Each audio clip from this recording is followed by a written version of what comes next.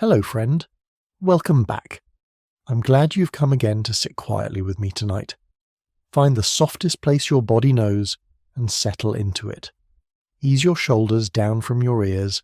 Feel your feet where they rest and feel their weight. If your jaw is holding anything from the day, release it now and breathe out a little longer than you breathe in. Tonight we're going back to a middling public house in inner London in the late 1880s, when a pint of porter at the counter cost 2p. Picture only a small blue gas jet burning behind the counter in the deep of the night, and above it the pewter mugs upside down on their pegs. Why, in a great city, do we care that a small room somewhere is warm and lit and kept for us? Before we begin, I will keep the usual little thanks for the end, when the story has done its work. For now, tell me if you can where you're listening from, and what the hour is where you sit. Perhaps a cold bedroom with the lamp turned low. Perhaps a long dark road with the wipers going. Perhaps a kitchen chair at the end of a long shift. Come with me now. Let us go back softly, together, to a Tuesday in late October in the year 1887 on a corner in inner London. Rain is drifting on the pavement. The evening is only beginning. So here we are. The corner is quiet and the pavement is wet, and the lamp above the door has just been lit, and inside the room a small blue flame is being turned up to a warm, honey yellow above the bar. We come in behind Henry Coates. He has come down from the private rooms on the second floor where his wife has just laid a small supper for the children. His waistcoat is buttoned. His watch chain crosses it. The watch itself is small and silver, and it lives in the little pocket over his heart. He is a big man, quiet in his manner, in his 51st year, and the room already smells of him a little, of the shag tobacco in his pocket and the coal fire he has just been near upstairs. He does not hurry. He never hurries. He crosses behind the bar and takes the small brass key from the till drawer and moves along the counter to the 2 gas mantles above it. He turns the tap on the first, and the small blue flame, which has been kept low all afternoon, catches slowly and opens itself into a soft, warm, honey yellow inside its frosted globe. Then the second. The 2 globes settle. They hiss very faintly, a sound that anyone who works in this room stops hearing after 5 minutes. We are standing where the customers will stand. Look down. The floor is boarded and a fine layer of fresh yellow sawdust has been scattered across it, changed just an hour ago. Look forward. The counter is mahogany, its top a single piece of copper, oiled and polished by 20 years of elbows and glasses, and in this new gaslight it takes a slow, reddish shine. Look up. The mantles are burning warm and steady, and their light has a quality no electric bulb has ever matched. A soft honey that flatters faces and softens the corners of a room. Behind the bar, the great mirror in its mahogany frame gives back the whole of the room to itself. Along its shelf run the bottles of spirits with their handwritten labels: Jamaica rum, Holland's gin, Irish whiskey, brandy in cut-glass decanters. And in front of them, on their small brass-edged trays, the pewter measures, the nip, the quartern, the gill, set out clean. The clock over the bar is a big white-faced wall clock. Henry has set it this morning against the church bells.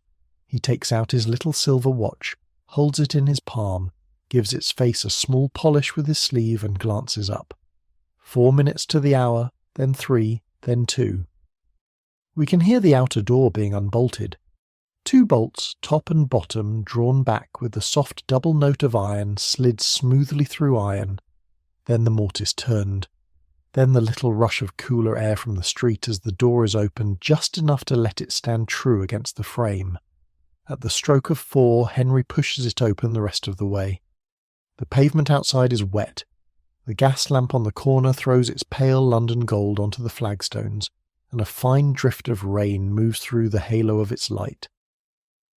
A hansom passes at walking pace, its horse's shoes making the small distinct hollow music of iron on wood block paving, and the cabman lifts a hand to Henry and Henry lifts a hand back.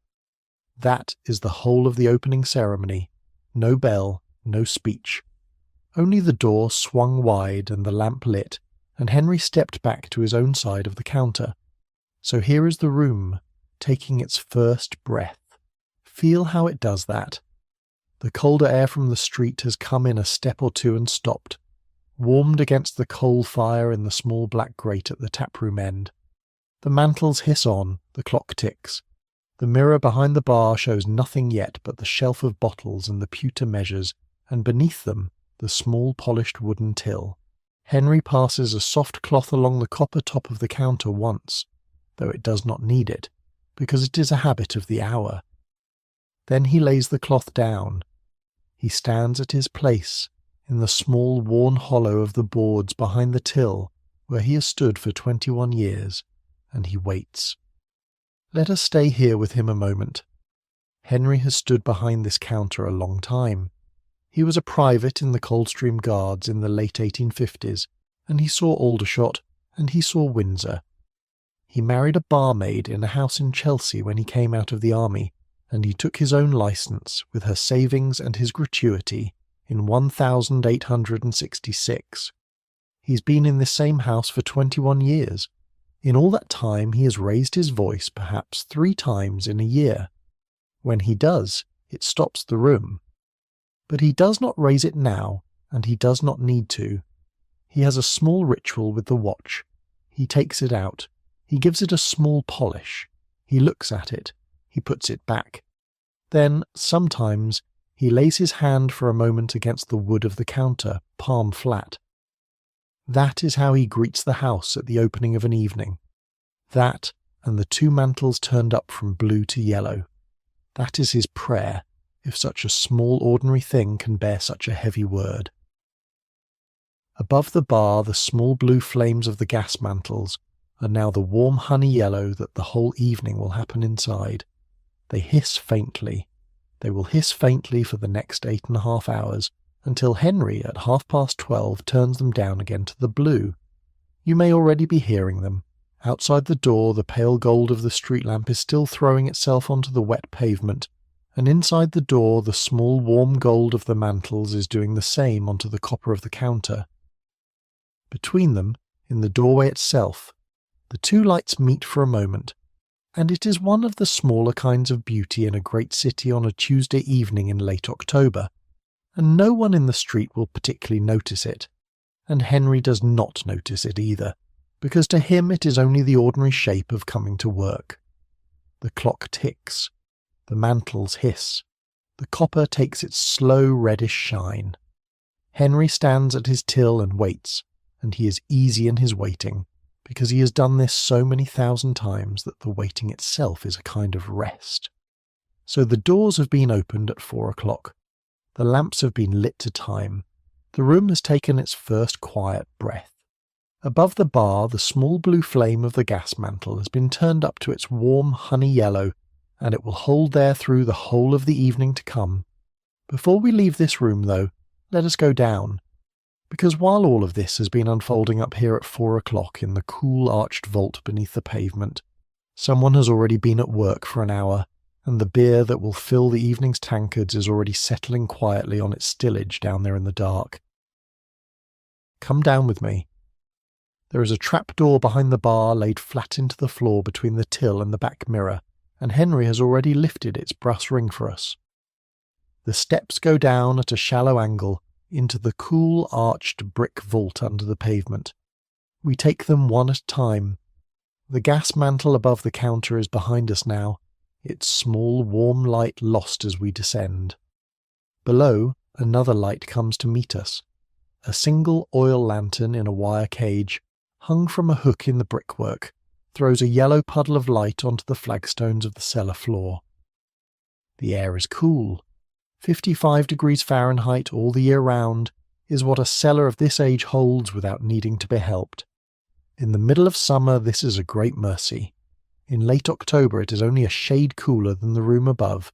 Samuel Peake is here. He has been here since 3 in the afternoon, and he was here yesterday, and he will be here tomorrow. He's 58 years old.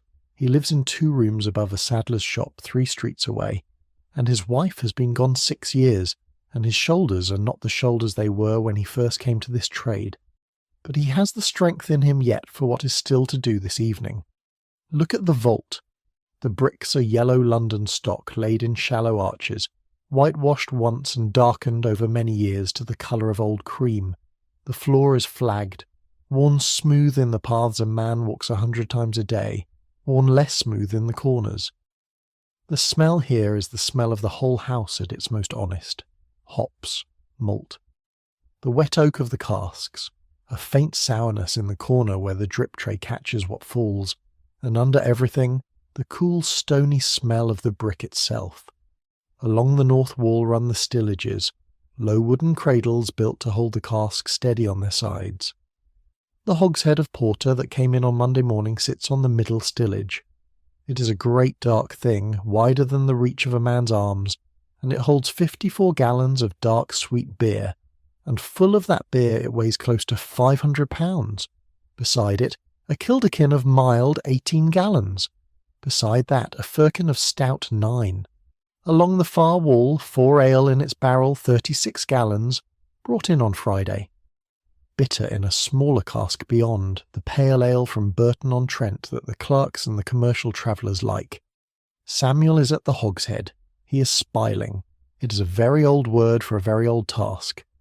Into the round wooden bung on the top of the cask, which is called the shiv, a small soft wooden peg is knocked with a wooden mallet so that the small excess pressure of the still lively beer can find its way out slowly, drop by drop, into the air of the vault. This is what allows the beer to settle. Too fast and it will lose its life. Too slow and it will not clear. There is a right pace for it, and Samuel knows it in his hands the way a mother knows the weight of her own child. He taps the peg home now with 3 soft strokes of the mallet. Then he turns the cask a very small turn on the stillage, listens to the very small sound the liquid makes as it rocks inside, and nods to himself. He wipes the front of the cask with a clean cloth folded double, then he moves to the kilderkin. There is a particular satisfaction in this work, the sort a man can grow old in without ever being tired of the smell. Samuel would not put it in words if he were asked. He would say only that he prefers the cellar to the counter, that the cool suits him, that the barrels do not answer back. But we can see him for what he is. He has come down from the river. 20 years he spent as a lighterman on the Thames, moving cargoes between the ships in the pool and the wharves on the bank, and his shoulders remember all of it. When he came off the river he came to this trade because it was near, and because Henry knew a man who knew him. He has been in this cellar for nearly 9 years. He knows this place to the half degree. Ask him now what the temperature is, without letting him look at the thermometer that hangs by the door, and he will say 55 and a shade, and the thermometer will bear him out. Ask him how much is left in the barrel of stout on the far stillage, and he will lay his palm against the wood and say a little under half, and he will be right within a pint. Ask him what the porter will taste like tomorrow evening, and he will say very good, because it is settling clean. He straightens now, slowly, because his back is not what it was. He carries the mallet across the vault to its peg on the wall and hangs it up. He carries the folded cloth to the small stone sink in the corner, where a single brass tap gives cold water, and he rinses the cloth and wrings it and lays it flat over the edge of the sink to dry for tomorrow. He carries the small tin of taps and shivs to its shelf, and he puts each one back in its own place. Everything in this vault is in its own place. That is the science of the house down here, as much as any temperature or any pressure. A cellar in which a man does not know where the mallet is a cellar in which a cask will be tapped, a beat too late one evening, and the beer will not be right, and the customer will feel it in the second pint though he could not name what he felt. Samuel does not intend for that to happen tonight, or tomorrow night, or the night after. Above us now, if we listen, we can hear the very first sounds of the room beginning. A boot on the boards, the soft double bell of the till, first the ping of the drawer opening, then the small brass note of coin meeting coin, a low voice speaking a word to Henry, and Henry's low voice answering. Samuel hears them without lifting his head. He knows them all. He takes the lantern down from its hook, and he holds it up for us, and he shows us the row of casks one last time.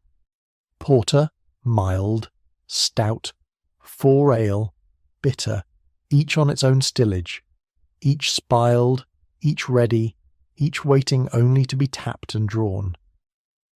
The small blue flame of the gas mantle we left above the bar is holding steady, up there in its frosted globe, hissing very faintly to itself while the room begins to fill. Down here the yellow of the lantern is doing its own smaller work in the same way, warming a corner of a very old vault so that a man past his youth can do the work he loves. Let us climb the steps again. Because upstairs a pair of boots has already come to rest against the warm brass footrail along the front of the counter, and the first pint of the evening has been called for, and the room is beginning its long, slow work of holding.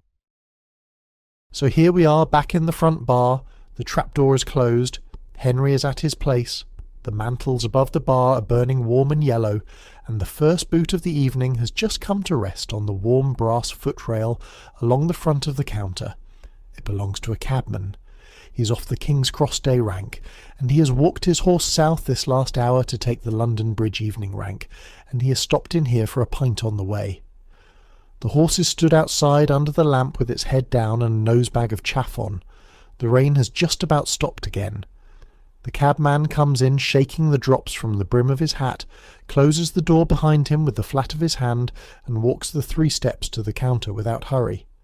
He's a lean man in a caped overcoat, and his boots are wet, and he sets one of them on the brass footrail as though he's been doing it in this house for years. He probably has. Henry nods to him. He nods back. "A pint of 4 ale," he says, "and a slice of bread and cheese if you have it." Henry lifts a pewter tankard from the shelf, holds it under the tap that runs from the stillage of 4 ale below, and pulls it steady.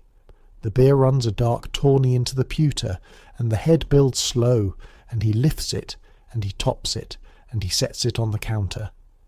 Then he calls, without looking round, for the plate, and the potboy appears from the back with a small white plate on which sit a thick slice of household bread and a wedge of yellow cheese, no butter, a smear of pickle at the edge, 4p for the ale, a penny for the bread and cheese. The cabman puts 5p on the counter in mixed coppers, and the small brass note of the till answers him. He does not want to talk. He wants the pint, and the plate, and the paper. He unfolds the pink paper of the evening, opens it to the racing pages, and stands at the counter with the tankard at his right hand and the plate at his left, and he reads. He is a compact, quiet man of about 40. His moustache is grey at the ends. His hands are red from the rains in the cold air. He will drink this pint slow because he has an evening's work ahead, and because a cabman who takes his beer fast is a cabman who ends his week short. We can stand a little way from him and watch the room take him in. The house has a small ceremony of welcome that is not a ceremony at all, only an accumulation of small notices. Henry has seen him. The potboy has seen him. The clock, in a way, has seen him. He is here. The evening has begun. The door opens again, a printer this time, from the small jobbing house 2 doors down. He is in his shirt sleeves under his coat, and the sleeves are stained black at the cuffs, with the ink that never comes out no matter how hard a wife or a landlady will scrub. He is a thin man of about 30, with the pale colour of a man who works indoors under a gas jet, and he lays his coat on the peg by the door and steps to the counter with the small nod of a regular. "A small porter," he says. 3p for a small porter. The till gives its small brass note. Henry draws it from the tap and sets it in front of him without a word. The printer stands with his elbows on the counter and his eyes on the polished copper top of it, and he drinks the porter slow. He will be back at his tray of type in 20 minutes. But he will have this porter first, because the evening is beginning, and this is where the evening begins, and even a man with an hour more of work owes himself a quiet pint before it. Let us stay here a moment with these two, the cabman with his 4 ale and his pink paper, the printer with his small porter and his stained sleeves. Neither of them is saying anything. Neither of them wants to. What they want is what this room is for. To stand somewhere warm and lit for a little while, at the joining of one part of the day to the next, and to be no one in particular, and to have a drink poured for them by a man who knows how they take it. The door opens once more. 2 dockers come in together. They are off a coal boat unloading at Free Trade Wharf, and their jackets are dark with the rain, and their hands are dark with the coal, and they walk to the small black grate at the taproom end and shake their caps in front of the fire before they come up to the counter. They ask for 2 pints of mild, 3p each, 6p on the counter in 2 threepenny bits, and the till gives its small brass note back to them. They stand by the fire with their tankards. They speak in low voices, mostly to each other. One of them is older, maybe 50, with a white streak in the black of his beard. The other is younger, perhaps 25. They have been on the coal boat since 7 this morning, and they will be back at it tomorrow at 7 again, and between now and then they will each earn perhaps 4 shillings for the day. 5p an hour is what a docker in casual work makes at the West India Dock, and a good day will bring him 5 shillings, though tonight they have done a little better because the coal boat pays a small extra for hard cargo.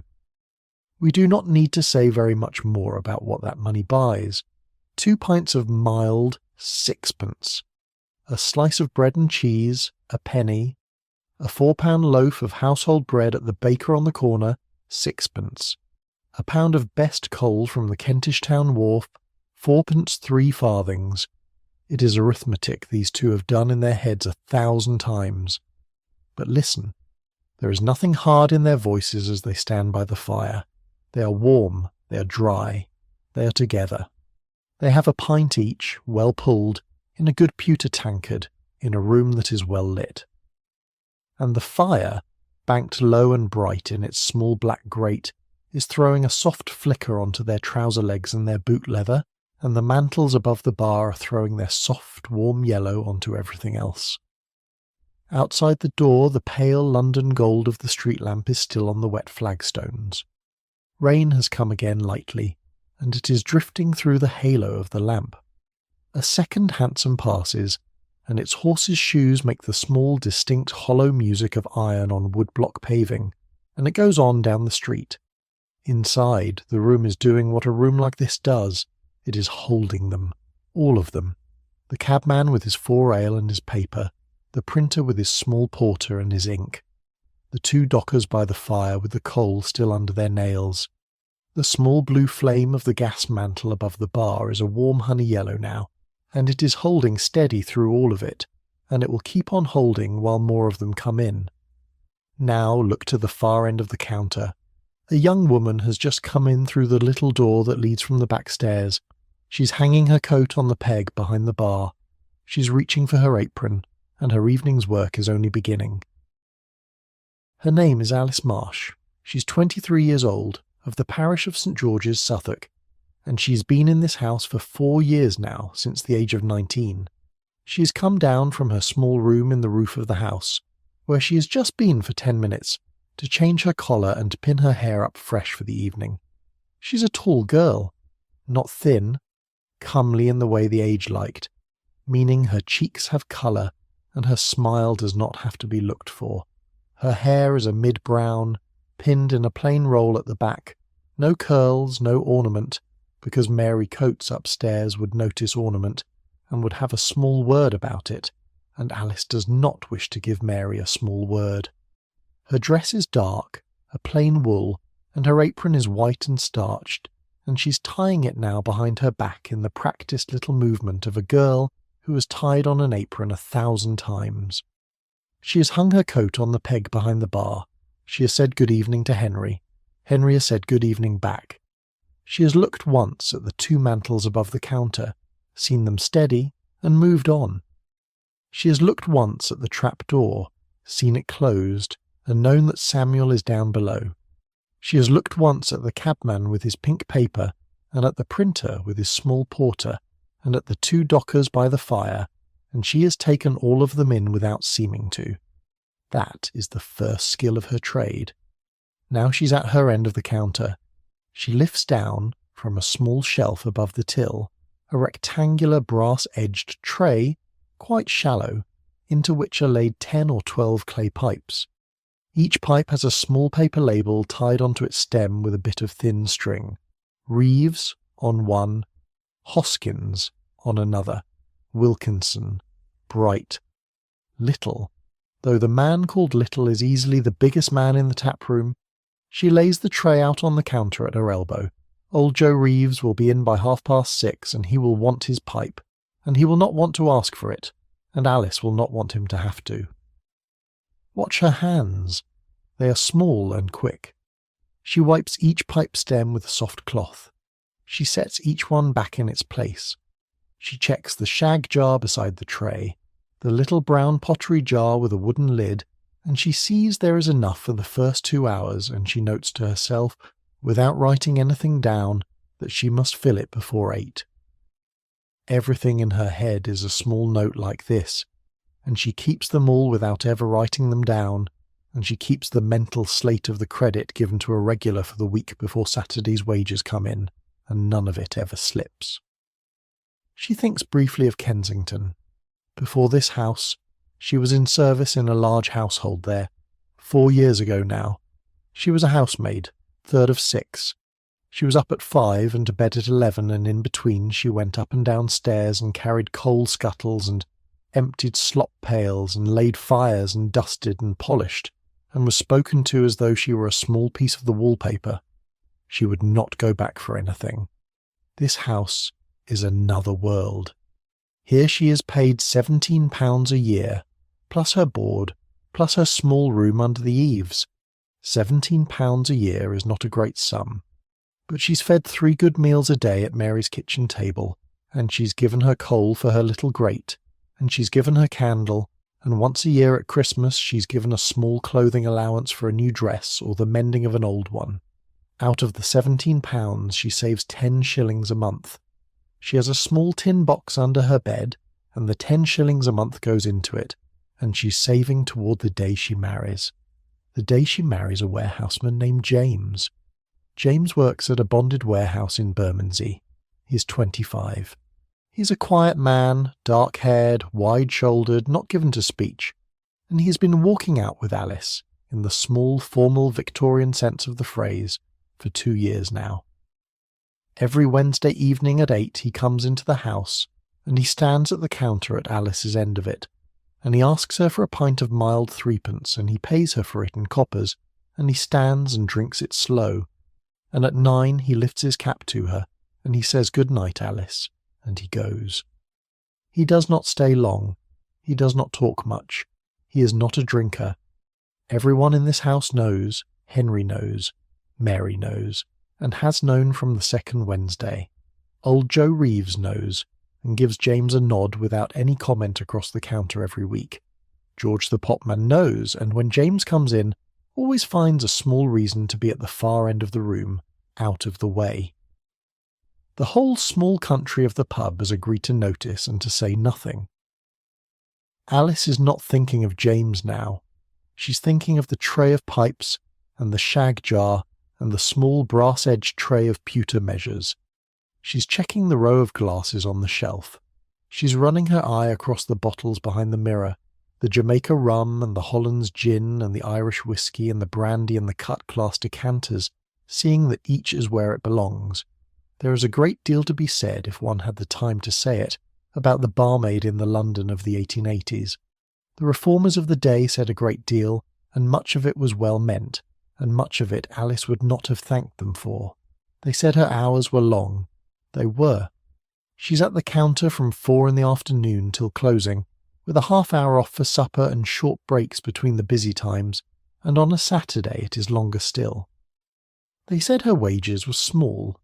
They were. £17 a year with her board is what she takes. But Alice, if she thought you could hear her without arguing back, would tell you plain that she does not want their pity. She wants the work. It has a shape to it. It has regular meals.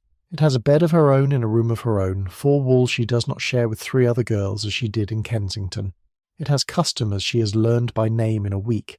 It has a mistress upstairs, Mary Coates, who is firm and fair and speaks to her as a person.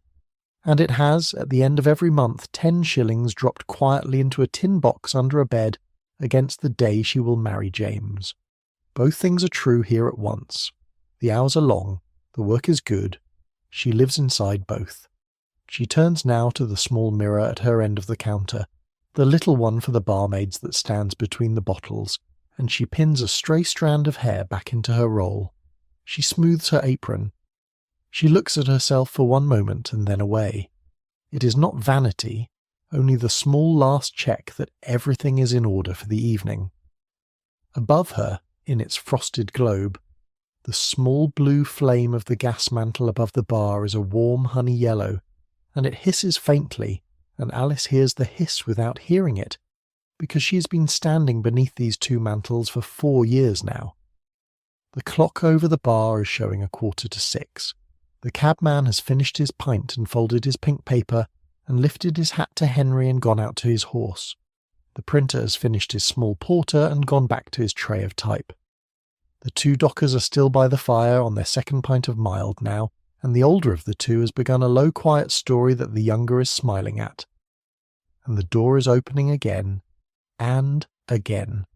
A cabinet maker from the workshop up the road, a police constable off duty for the evening, out of uniform in a dark suit, a coppersmith, 2 clerks from the small counting house in the next street, a carter with the reins still on his shoulders. They come in one after another, and each of them Alice takes in as she took in the first 4, without seeming to, without looking twice. The counter is beginning to fill. The boots along the warm brass footrail are 3, then 4, then 6. In another quarter of an hour the standing crowd will begin to gather in earnest, and Alice will be moving in her small economical steps, and she will be pulling 3 pints between one word of conversation and the next. But not quite yet. Not for another quiet 15 minutes, so let us stay here on the near side of the counter with her, in the little breathing room before the crowd thickens, and watch her set out the last things. Let us see her lay a fresh beer mat under old Joe's spot on the corner of the mahogany. Let us see her call once quietly through the trap-door for Samuel to send up a fresh cask of mild by 7. Let us see her turn back to the room and put her hands flat on the counter for a single second and let out a very small breath. She is ready. The small blue flame of the gas mantle above the bar is holding warm and steady in its frosted globe. The copper counter is holding its slow reddish shine. The clock is nearing 6, and the standing crowd of the middle of the evening, 3 deep along the whole length of the mahogany, is only a few minutes away from beginning. The small blue flame of the gas mantle above the bar has been turned up warm and honey yellow now for 2 hours. It burns steady in its frosted globe. It hisses very faintly, that faint hiss no one is hearing any longer. The room has grown around it and taken it in. It is nearing 6. The counter is filling in earnest. The standing crowd at the bar is thickening to 3 deep, just as the last chapter said it would. We take our place near the far end of the counter. Our elbow finds the smooth copper of the top. Our boot finds the warm brass footrail, that satin-worn rail along the front of the bar. From here we can watch the whole shape of the trade. The men come in from the wet street in 1s and 2s. Each pauses at the door to shake the rain off his cap. Each nods to Henry across the counter. Each finds his place along the rail. At the near end stands a compositor from the small jobbing house round the corner. His shirt sleeves are rolled to the elbow. Ink is still under his fingernails. He asks for a pint of mild.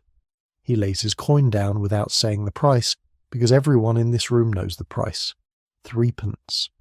He counts out 3 copper pennies from a small purse and slides them across the copper. Beside him, a cabinet maker from the workshop 2 streets east, in a serge coat that smells faintly of sawdust and glue. He takes a pint of the 4 ale. That is 4p, and he lays down a silver 6p for it. Alice, behind the counter, hands him his change back in the same movement in which she pulls the next man's pint. The change is waiting for him on the copper before he has quite lifted his glass. Next along a warehouse man up from the docks. He is still in the coarse blue jersey he wore all day. He calls for a small stout, 3p. He does not sit. He rests his boot on the warm brass footrail and drinks slowly, holding his glass in both hands as a man holds a mug of tea. Further down the counter stands a police constable off duty, out of his uniform, in a plain dark coat, with the small telltale of a very clean white collar. He's drinking a pint of porter. The porter is 2p. He is quiet with it. He knows Henry, and Henry knows him, and the two of them exchange a small nod that says all a nod between such men needs to say. This is the shared arithmetic of the counter, known to every man who stands here. 2p for a pint of porter, 3p for a pint of mild, 4p for the 4 ale, so called because 4 half pints came to a shilling in the old reckoning, 3p for a half pint of the stout, a slice of bread and cheese at the counter, 1 penny, a nip of gin, 3p, a quartern of gin, 6p. Every drinker knows the whole ladder by heart from the smallest measure to the biggest, and none is ever to be told. The prices have been steady for many years. They will hold more or less through the coming decade. A man may plan his evening down to the last penny, and he does. The compositor has come in with 7p in his waistcoat pocket. He will drink 2 pints of mild and take a slice of bread and cheese, and he will walk home with a penny still in his hand. The docker has come in with a shilling. He will drink 1 pint of 4 ale and 1 small stout, and he will still have money for a plate of hot food at the coffee stall on his way to his lodgings. The house is trusted to give him exactly what he pays for. We hear the counter as much as we see it. Coins meet coins on copper with a small hard note. The double bell of the till sounds, first the ping of the drawer, then the small brass ring as the pennies drop into their trays. The soft, dull knock of a pewter tankard set down on a beer mat. The tap of a match struck on the copper. Somebody laughs low, and somebody else answers, and neither raises his voice above the general level. The general level of the room is a warm brown hum. It is like bees a long way off. It is what happens when a dozen men are talking quietly at once. No single voice can be picked out. The room itself takes up their sound and gives it back as one soft, steady note. That note is the sound of the house being full. We could listen to it for hours. Many of the men here have listened to it for years. The brass footrail runs the length of the counter at our foot. It is warm through the leather of the boot on a wet October evening, warm without being hot, near without being pressing. It has been polished this morning with a soft cloth and a little brasso, and it has been polished every morning like it for the better part of 50 years. A stripe of satin along its top, worn smooth by the boots of 10,000 men who have stood here to drink a pint before their supper. It is one of the small honest comforts of the standing bar. The mantle is burning, the counter is warm, the room is holding. Behind the counter, Alice moves. She moves in small economical steps, 5 paces this way, 5 paces back, never a step wasted. Her apron is white, its ties are neat behind her. Her hair is pinned close. She has been at this for 2 hours already, and she will be at it for 6 more, and she looks as fresh as she did at 4. We look at the men along the rail. Each has come in from a different day's work. The compositor from his composing stone setting type all afternoon under a north light. The cabinet maker from a jointing bench, his hands stiff at the small precise joints. The warehouseman from a coal hold on the river, his shoulders aching in a good honest way. The constable from a beat that took him past the same doorways for the 4th time in 10 hours. Each has arrived here at more or less the same hour, 6 o'clock, and each will stand at this counter for an hour or 2 before he goes home to his supper. They are men of the district. They are known to Henry by name, most of them. They are known to Alice by their drink. They are known to George by the way they touch a hat when he passes. And they know each other, if not always by name, then by the shape of a shoulder, and the fold of a coat and the exact hour they arrive at the door. This is a room of regulars more than a room of strangers, and the fresh face is the exception rather than the rule. The house takes them in. That is the ordinary work of the house, and it is a great deal of work, though nobody names it. Henry stands quiet at the till. Alice pulls the pints. George the potman goes past behind the standing men with a tray of empties balanced on one flat palm. He calls, "Gentle, mind your back, sir," and the compositor steps aside without breaking his sentence. Somewhere along the counter a small silver coin drops onto the copper and rolls a foot before Alice catches it under her hand. She holds it up. "Yours?" she says to a man 3 places along. He nods, a little embarrassed, and takes it back with a smile. This is a small thing.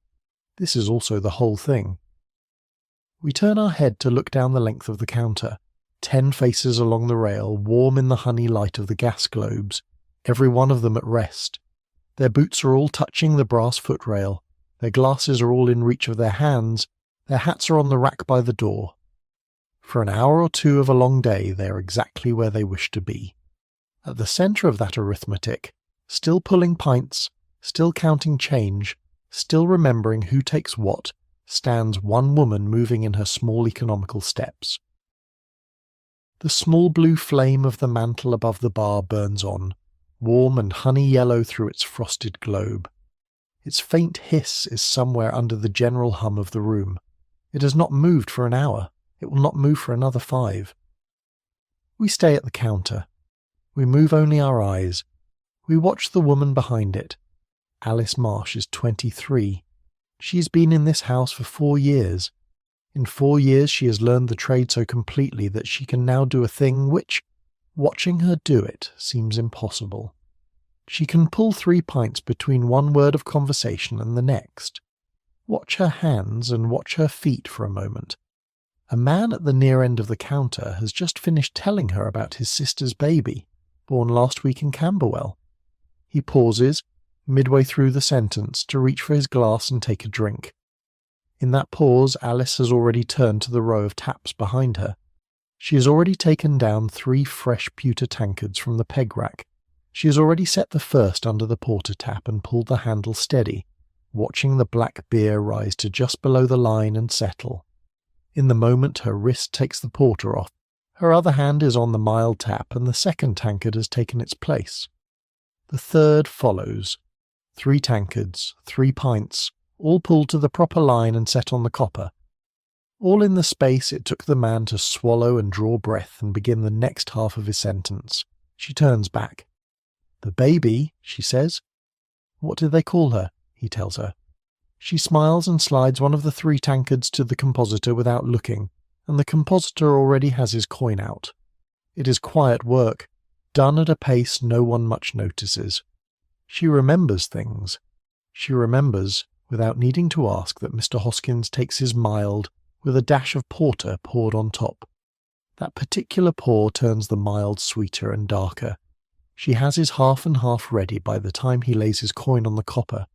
She remembers that the man in the check coat is on his second gin and no more. He told her once, months ago, that he must be up early. She has held that request in her head ever since. When he asks for a third, kindly, she says, without embarrassing him, that his cab home is due at 9:30. He nods, taking the excuse, and orders a small stout instead. She remembers too that the compositor has left his change on the counter earlier in the evening. It is 4pence halfpenny, in 3 copper coins and a small silver piece, and she has set it aside behind the till. When the compositor comes back later and asks for his 4th pint, she slides the coins back to him with the pint. "Yours," she says.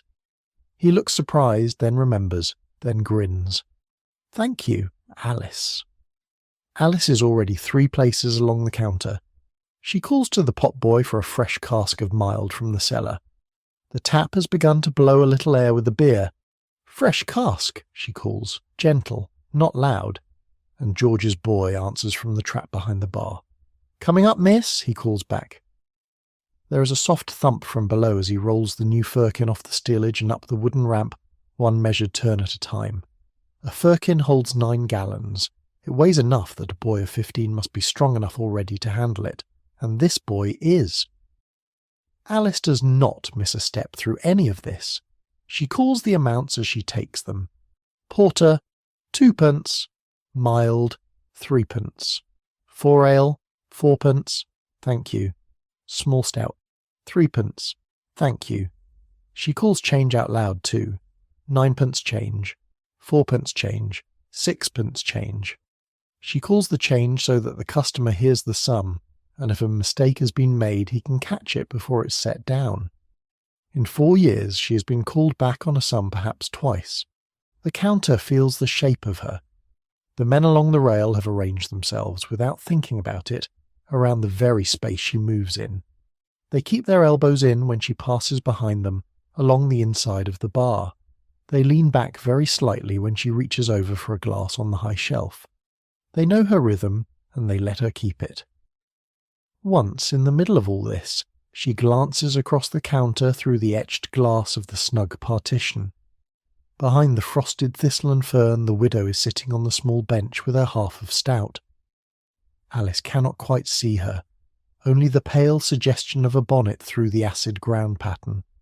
But the widow looks up at the same moment, and Alice smiles in that direction, and the widow, who cannot see the smile clearly either, smiles back. It is the smallest exchange. It is one of 100 that will pass between the two of them in the course of the evening without a word. We watch her hands, quiet on the copper. The brass footrail runs along the front of the counter at the foot, warm through the leather of every boot that rests on it. From behind, Alice sees the row of boots. She does not need to count them. She knows there are 10 men at the counter now.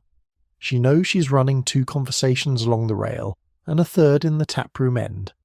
She knows that in a moment she must go to the taproom door to check whether the piano man has arrived. Her mind holds all of this in a way our mind could not. The reformers of the day, kindly people all, write in their papers and pamphlets about the barmaid, about her exposure to the world of drink, about the long hours she stands, about the small wages she earns, £15 to £20 a year, plus board, plus her small room under the eaves, plus a clothing allowance for a new apron and a good frock at Whitsun. All of that is true, and Alice would say, if we asked her tonight, that she is glad of the work, glad of the roof over her head, glad of the shape a day has in this house, glad of the 10 shillings a month she's putting away against the day she will marry James. Both things are true at once. Neither cancels the other. She glances up at the wall clock. It is 8:15, or nearly. Her feet have been on the boards behind this counter for 4 hours already. She has 4.5 to go. She keeps her mind on the next glass and the next word and the next small silver coin sliding across the copper. From the far end of the taproom, past the standing crowd, past the door of the parlour, comes a small musical sound. Somebody has begun, very softly, to tune a piano. The small blue flame above the bar burns on in its frosted globe, warm and honey yellow. It gives the whole front room its light. Its faint hiss is still there under the hum. It will still be there when the piano starts, and it will still be there when the piano stops, and no one will notice it in either. From the taproom end of the house comes that small musical sound. A single note struck, held, released. Another, a third. The piano is being coaxed awake for the evening. The piano stands against the back wall of the taproom opposite the fire. It is a battered upright, its walnut veneer chipped at the corners, its keys yellowed to old ivory, its felts wanting replacement for some years. 2 brass candlesticks are fixed to its front board, and in each stands a stub of tallow candle, unlit as yet, waiting for the room to grow dim enough to need them. Above the keyboard, propped against the music rest, is a small collection of song sheets. They were bought long ago from a broadside cellar in the Waterloo Road. They are thumbed and finger-marked and quite dispensable now. The man who plays this piano knows every song on it by heart. He is a costermonger by day, a seller of oranges and greens off a barrow in a market street a mile from here. He plays this piano for his beer. That is the whole of his fee. He comes in most evenings at about 8:30. He plays until closing. He drinks, in the course of it, 4 pints of porter and a small stout, and the house does not stint him. The arrangement is old, and it suits both sides, and it needs no writing down. He sits down now on the piano stool. He's a broad man, dark hair combed back, apron of the day still on him under his coat, orange stains on his fingers no soap will lift. He wets a finger, touches a key in the middle of the keyboard, listens, and nods slowly to himself. The instrument is a little flat as always. He is unconcerned. His voice, when he sings, is a little flat too, and the two of them agree. He begins gently. What he plays first is a slow one. It is "Come into the Garden, Maud," and he plays it not for anyone in particular, but as a way of tuning the room to himself. The chords come out of the taproom into the standing crowd at the counter.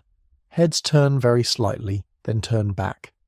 A few older men, at the far end of the taproom on the settle by the fire, lean their heads together and hum along quietly without words. They feel the melody rise around them as if it had come up out of the boards. "Come into the garden, Maud, for the black bat night has flown." That is how the song begins. Every man in this room has heard it since he was a young man, and it was already old then, and every man knows the shape of the chorus without having to think about it. Old Joe Reeves, on his settle in the corner with his folded evening paper on his knee, looks up over the paper for a moment. He smiles a very small smile that no one but himself sees. Then he goes back to his page. The piano man moves without pause into the next song. This one is faster. It is Champagne Charlie. Everybody in this room has known it since they were young. The young men take it up in the choruses with a certain swagger, though the swagger in this house is kept polite. Champagne. Charlie is my name. Champagne Charlie is my name. Good for any game at night, my boys. A few voices from the counter join in on the second chorus. Not loud. A murmured shared line, more felt than heard. The piano man moves on. He gives us Villikins and his Dinah, the comic ballad of the merchant's daughter poisoned by grief. He sings it with a straight face and a delicate touch, and the room laughs quietly in all the right places. He gives us a bar or two of a music hall air that came in only last month from the halls. Then, because he can feel the older men in the taproom pulling him back, he settles into Home Sweet Home.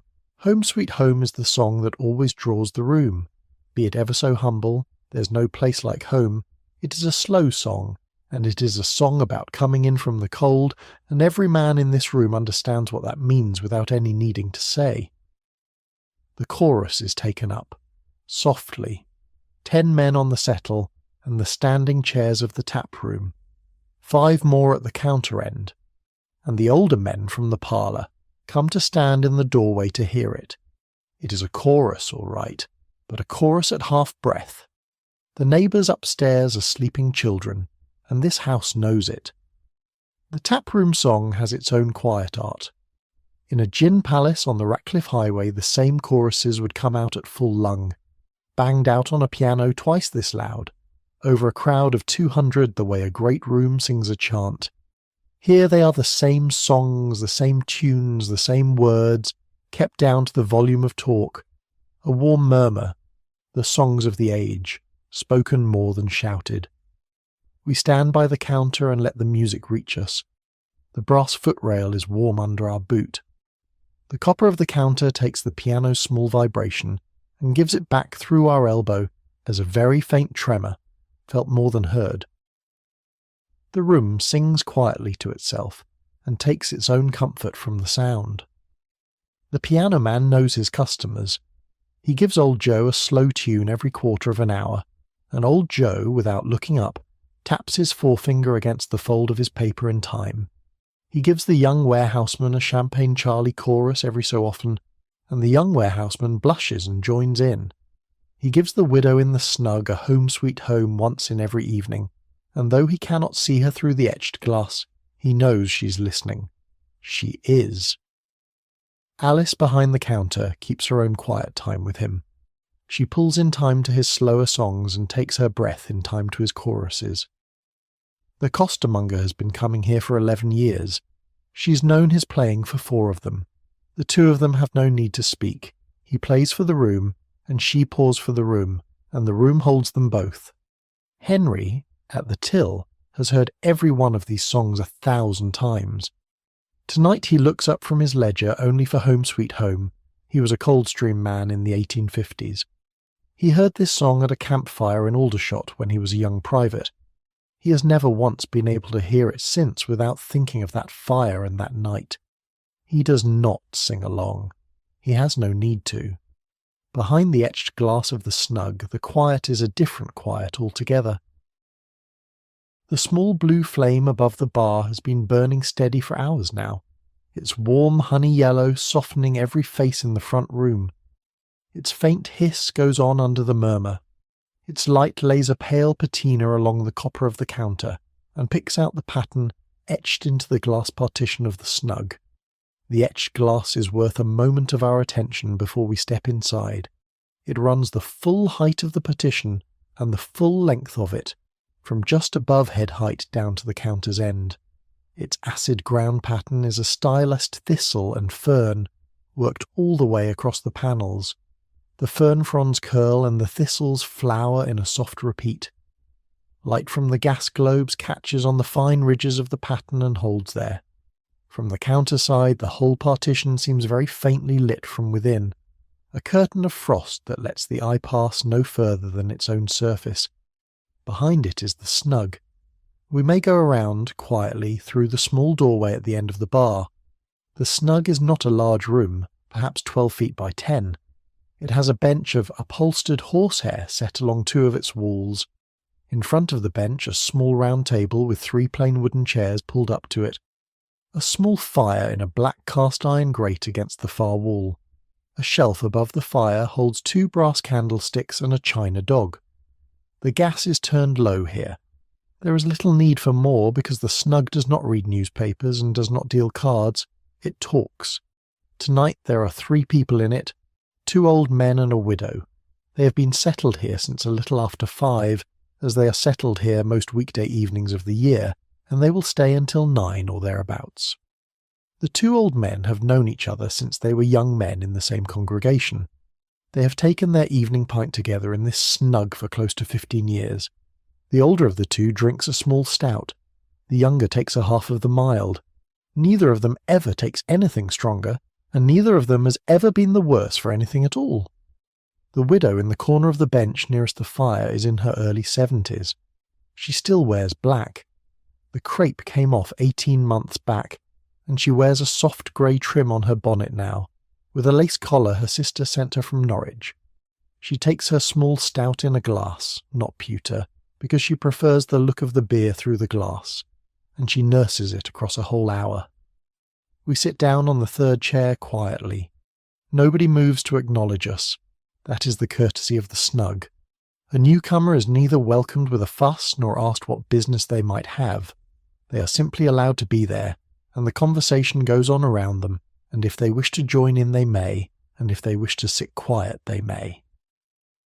On the little table between the 3 of them stands a small brass tray.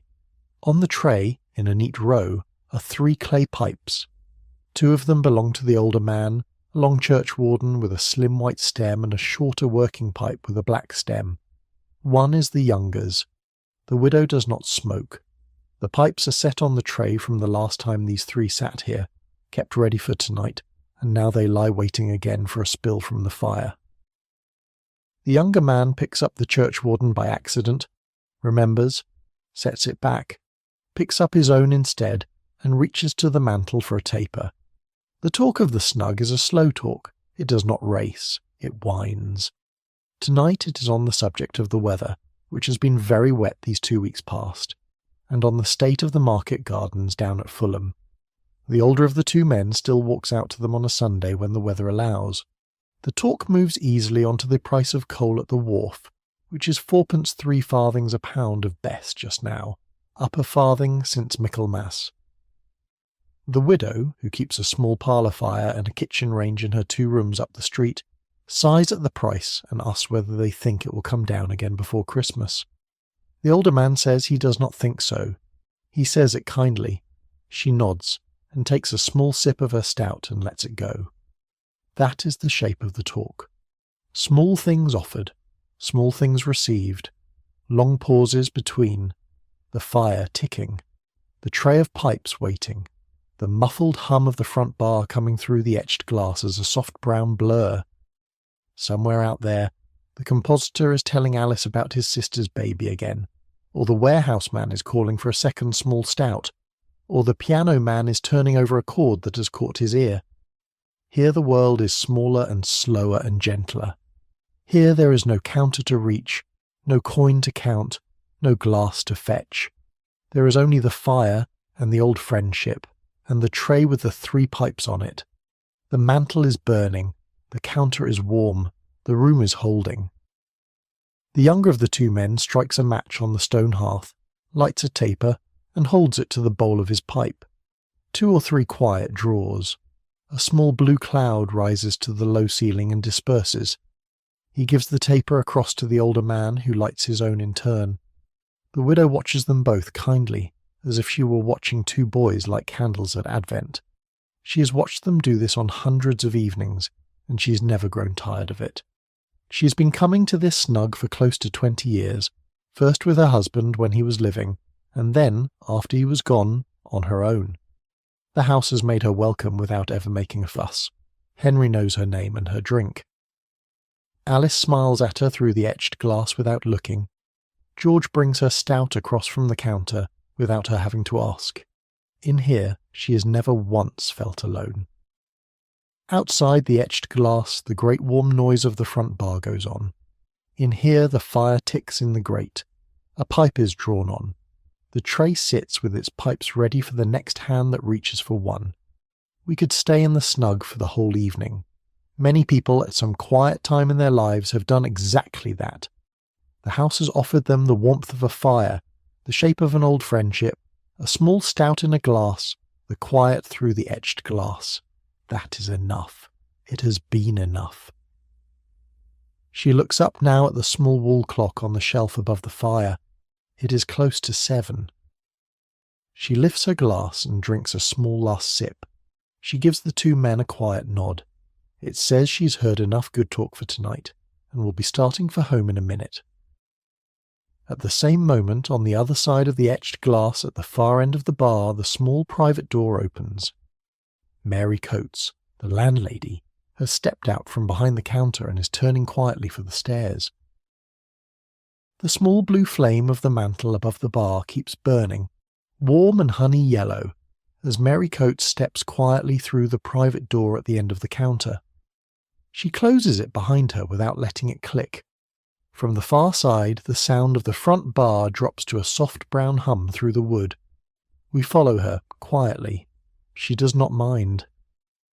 The private door opens onto a narrow passage, papered in a small mint-green trellis pattern. At the end of the passage a wooden stair rises. Mary lifts her skirt a small inch and starts up. She's a small woman, 5'1".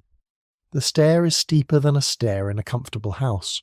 A public house must give the front rooms all the space it can, and the private stair takes what is left.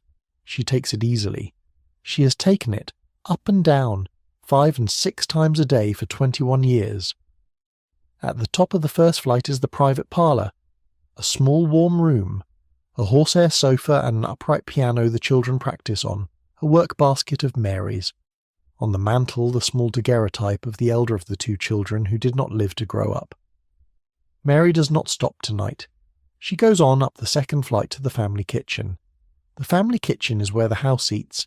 It is a good-sized room over the taproom, a black range against one wall, a scrubbed deal table in the middle, a dresser of blue and white china against the other wall. A small window looks down over the roof of the yard toward the church spire 2 streets away. The gas is up here too, in a single mantle in the centre of the ceiling, and it burns steady and warm. At the table are the 3 children. Rose, 8, sits in her usual place on the long side of the table, her hair in 2 brown plaits down her back, her hands folded in her lap. She has done her copybook after school, and has been reading a storybook at the table while she waited. She looks up at Mary and smiles, closes the book carefully and sets it beside her plate. Tom, 5, sits at the near end, kneeling on his chair to reach the table properly. He's in his blue smock. His hair, which will not lie flat for anything, sticks up at the crown. He is drawing, with a stub of pencil on the back of a butcher's order sheet, a horse with unlikely legs. He looks up too, and beams. Baby May, 1, sits in a high chair at the far end, held in with a small strap her father made her out of good leather.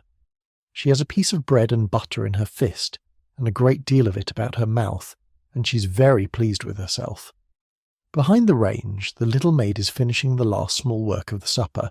She's 15, from a family in Deptford, and she came into the house last spring. She works 4 days a week here as a helper to Mary with the children and the family cooking, and she goes home to her mother on Wednesdays and Sundays. She has laid the table already. Cold beef on a blue and white platter sliced thin, a dish of pickled walnuts, a dish of boiled potatoes kept hot on a trivet by the range, a jug of small beer for Mary. For the children, a suet pudding in its cloth, kept warm on the range, ready to be lifted out and set to rest on the deal. Mary comes in, and the little maid turns from the range and gives her a small nod.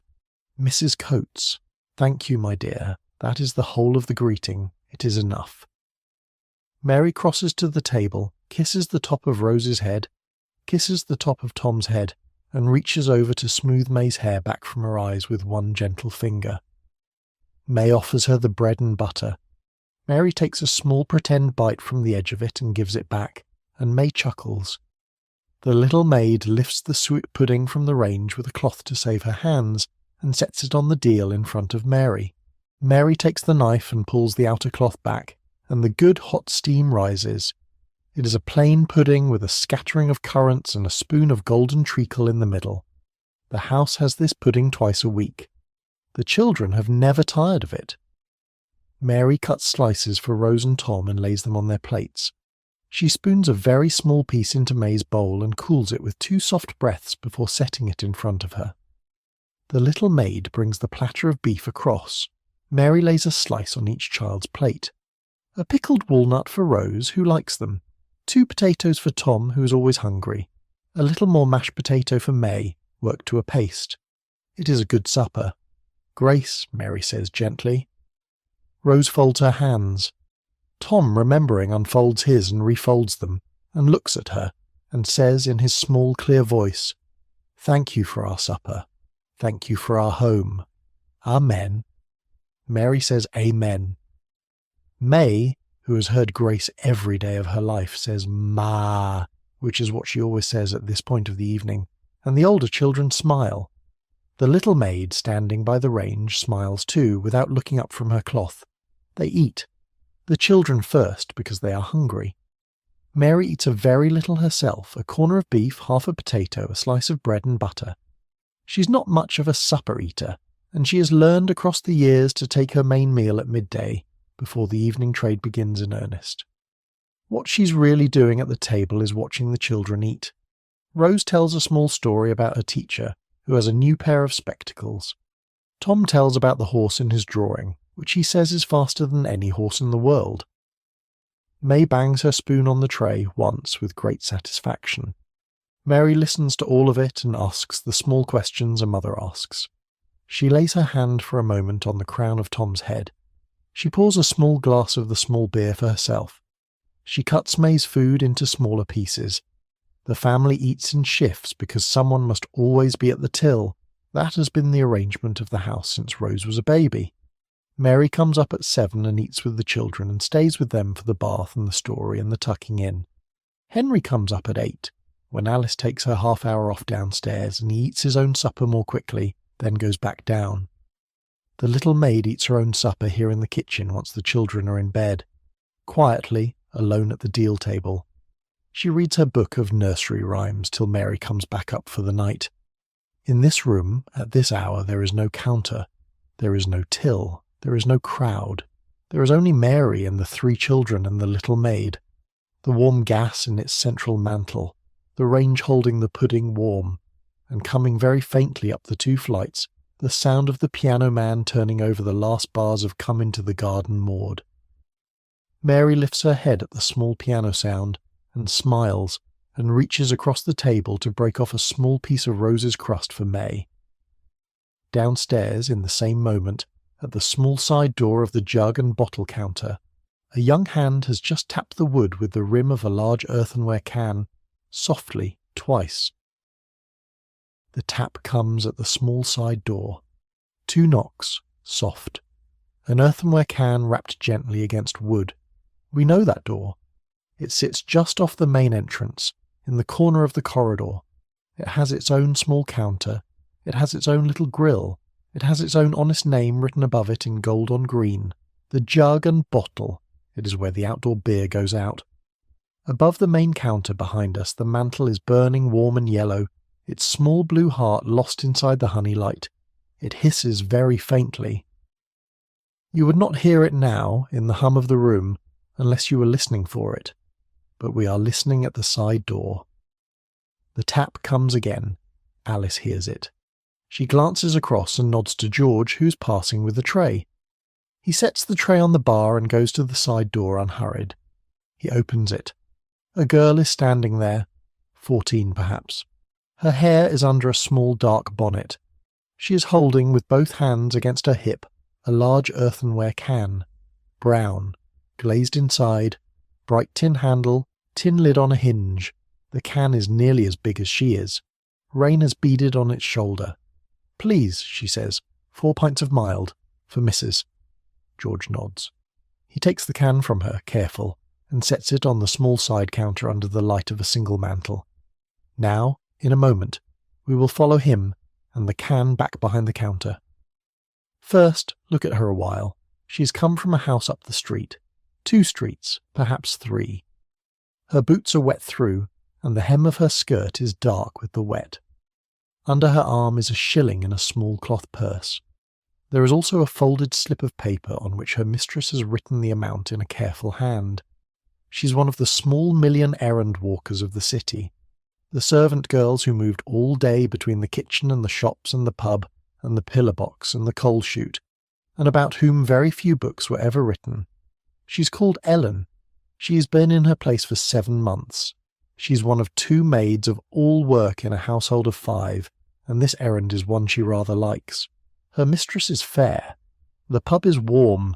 The walk home in the rain with the heavy can will be heavy work. The coming in is the warm part. There is always a moment of warmth at this small counter. The mantle above the side counter is smaller than the 2 above the bar. It burns the same way, its small blue heart inside a soft honey glow. It shines on the top of the can, on the bright tin, on the wet shoulder of the earthenware. George uncorks the tap of the small dispense. Behind the side door, in a small alcove of its own, sits a set of taps that draw straight from the cellar below, from the same casks that the bar draws from. The outdoor beer is the same beer as the inside beer at the same price, 3d a pint of mild, 4 pints 1 shilling, plain arithmetic, plain beer. He fills the can slowly, mild, dark amber under the light, a small brown head thickening as it rises. The can takes a whole pint and gives back a small breath of molten sweet. Another pint, another, 4. He lets the head settle. He does not race. He tops it back up to the fair mark stamped inside the rim. Then he wipes the shoulder of the can with a clean cloth. He sets the tin lid down. He hooks it closed with the small copper clip, so that the beer will not slop as she walks. He turns to the little book that hangs from a string beside the side counter. There is one such book in every house that keeps a side door. It is a small blue cloth notebook, its cover worn to a pale grey along one edge, and its string is fixed to a nail in the wainscot. Every outdoor sale is written into it, a neat column for the date, a column for the maid or child who came, a column for the beer, a column for the price. George licks the tip of his pencil. Ellen, he writes, number 6, 4 pints of mild, 1 shilling, paid. He looks at Ellen. Is your missus keeping well? He says. She was poorly last month. Much better, thank you, says Ellen. She said to say thank you kindly. Mind the puddle at the corner, says George. The gutter's up. He passes the can back to her, and she takes it with both hands and she settles it against her hip. It is heavier now by 4 pints. She turns her body a little to balance it and lifts her chin. She gives a small, serious nod. He opens the door for her, and she steps out into the wet gold of the gas lamp, and the door closes softly behind her. Now, if you like, follow her a little way in your mind. Before we come back to the counter, she turns the corner. The rain is soft, the sort of rain that hangs in the air more than falls. The lamps along her street throw pools of pale London gold onto the flagstones between them. Her boots make a small wet sound on the wood block paving. She passes a lit window in which a woman is combing out a child's hair. She passes an unlit window in which someone is sleeping. She holds the can tight to her hip and does not spill a drop. At the area steps of her mistress's house she knocks once at the kitchen door, and it opens on the good yellow light of a kitchen range, and she is inside, and warm.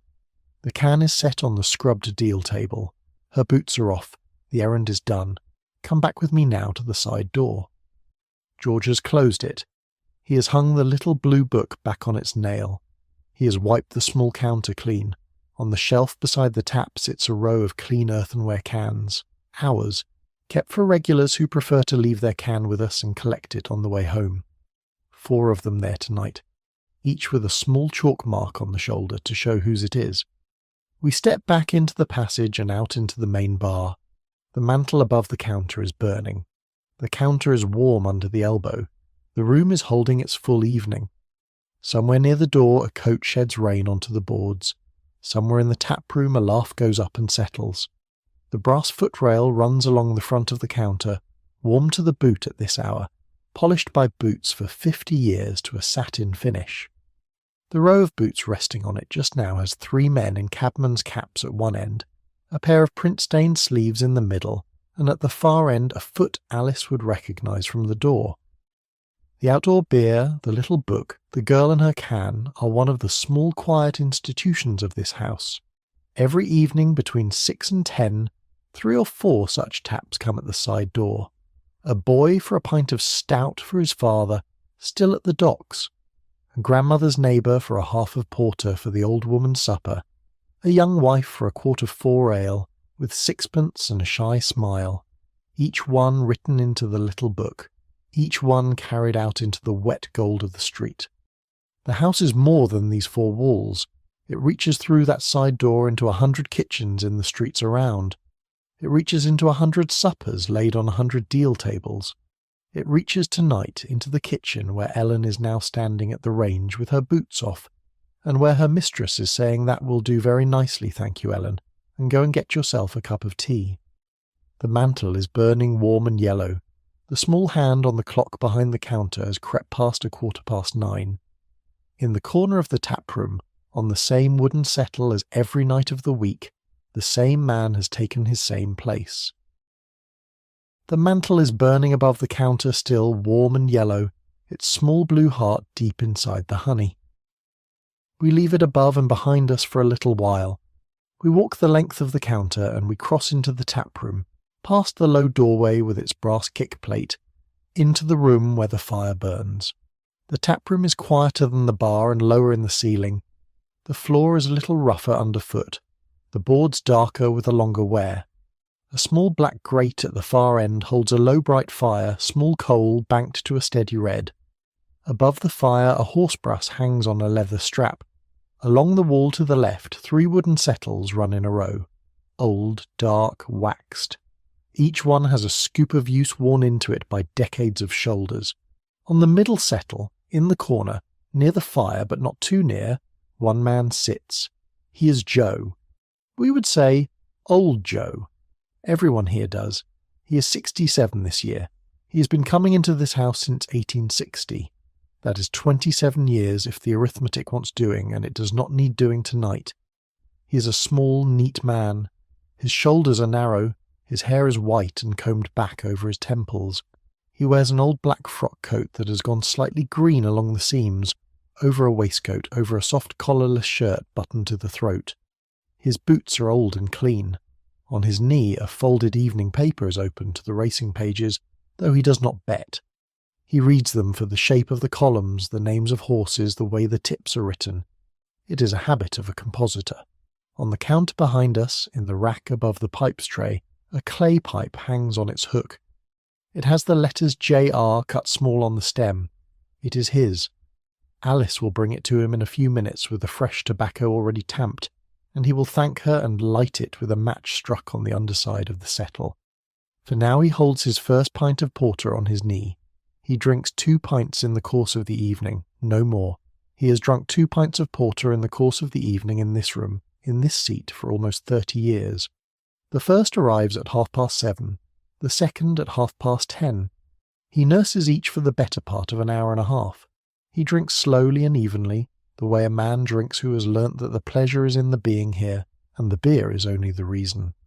The porter is dark, almost black in the low firelight, with a soft brown head an inch deep. He looks into it as one looks into a small pond. He tastes it. He sets it down on the wooden arm of the settle, in the small ring worn by his own glasses over the years. He had a wife. Her name was Sarah. She died in 1883, 4 years ago now, of a cold that took her chest. He'd come home from the printing house at 7 in the evening. She'd been well that morning. She was dead by the following Wednesday. He keeps that grief to himself here. In this room he is quiet, courteous and warm, and he asks after the health of other men's wives with real interest. He has a son, Alfred. Alfred is 34 now, and he lives in a town outside Melbourne. He went out in 1879 as a young man of 26 with the trade in his hands, and he did well. He writes twice a year, once at Christmas with a card and a page of news of his own wife and children, and once in July with a page of news of the winter that is his summer. Joe writes back the day the letter arrives. He keeps every letter in a tin box under his bed. To a stranger he might look like a lonely man. 2 rooms behind a printing works, wife gone 4 years, son on the other side of the world. Sit with him an hour and you would see it different. He is among his people here. He has known Henry Coates since before there were 3 children upstairs.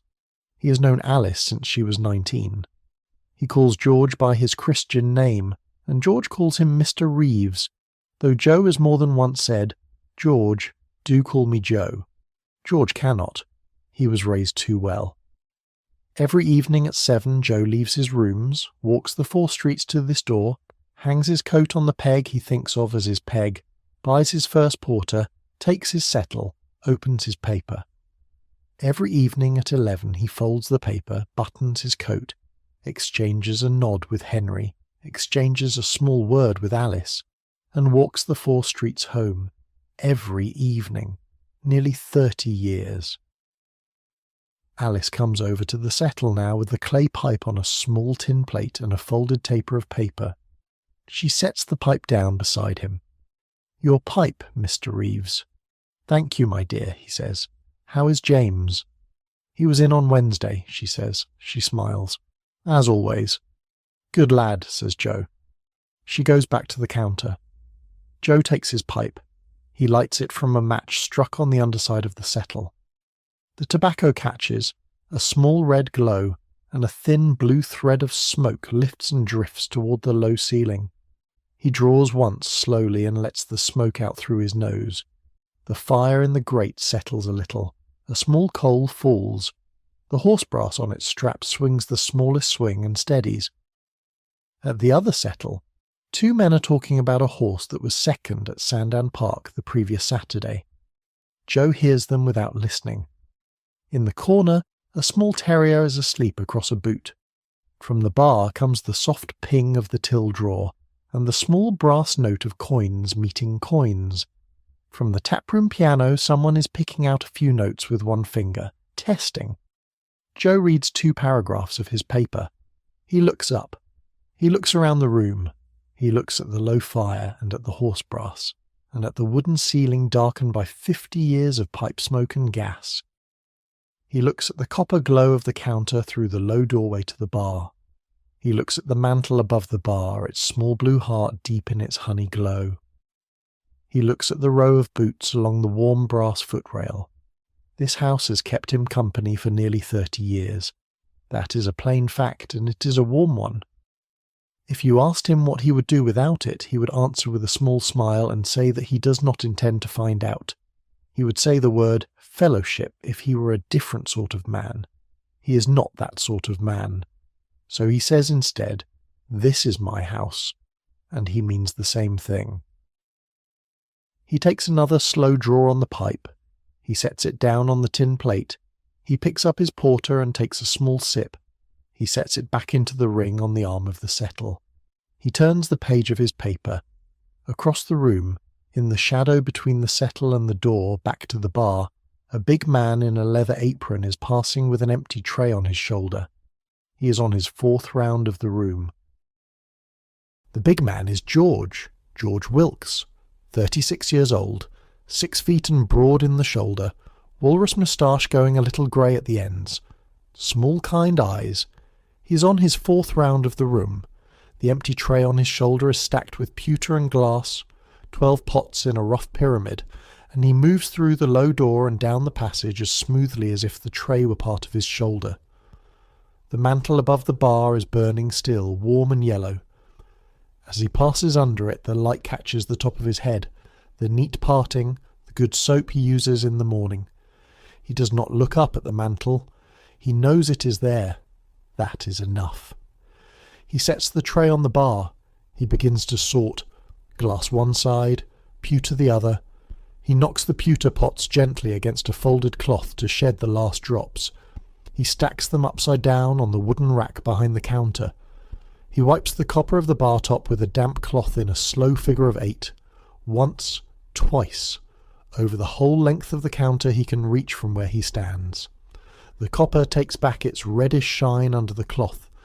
Alice, at the other end, smiles at him without looking up. He nods to her without looking up. Then he takes the empty tray again and turns for the parlour. The parlour is the 3rd of the 3 rooms of this house. It sits between the bar and the taproom, entered through a curtained arch. It is where the seated drinkers sit. Small tables, chairs with round backs, a pair of gas mantles above, softer than the bar mantles because the parlour is a room for talk. The walls are papered in a small dark red pattern, and along the wall there is a horsehair settle, red leather cracked comfortably at the seams. George moves between the tables. "Pint of mild for you, sir." "Small stout, madam. That's 4 and 3, 7 altogether. Thank you kindly." He calls every customer, sir. He calls every woman, madam. He has done so since he was 14 years old. He was 14 when he came into this house. A barefoot boy in a shirt too big for him, off a street 2 streets over. His mother had died in the winter. His father was on the drink and not paying his rent. Henry Coates, then 30, and only 4 years into his own licence, took the boy on. Gave him a leather apron.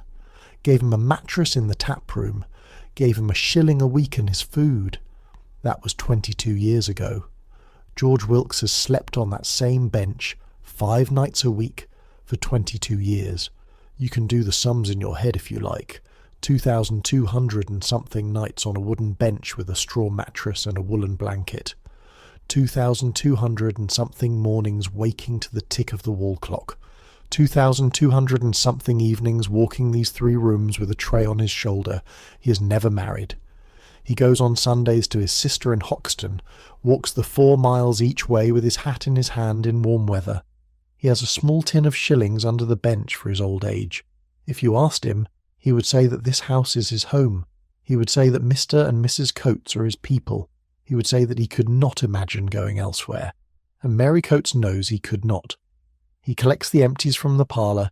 He carries the tray back through the curtain, past the low arch, through the passage, back to the bar. He unloads. He wipes. He sorts. He straightens. Now, on his way back through the taproom, he stops by old Joe's settle. He does not lean. He does not intrude. He stands just to one side, his tray tucked under his arm. "Everything all right there, Mr. Reeves?" "Everything as it should be, George. Thank you. Warm enough for you." Warm enough, he nods, and he moves on. Along the settles, other men lift a glass or a small nod as he passes. He knows every face.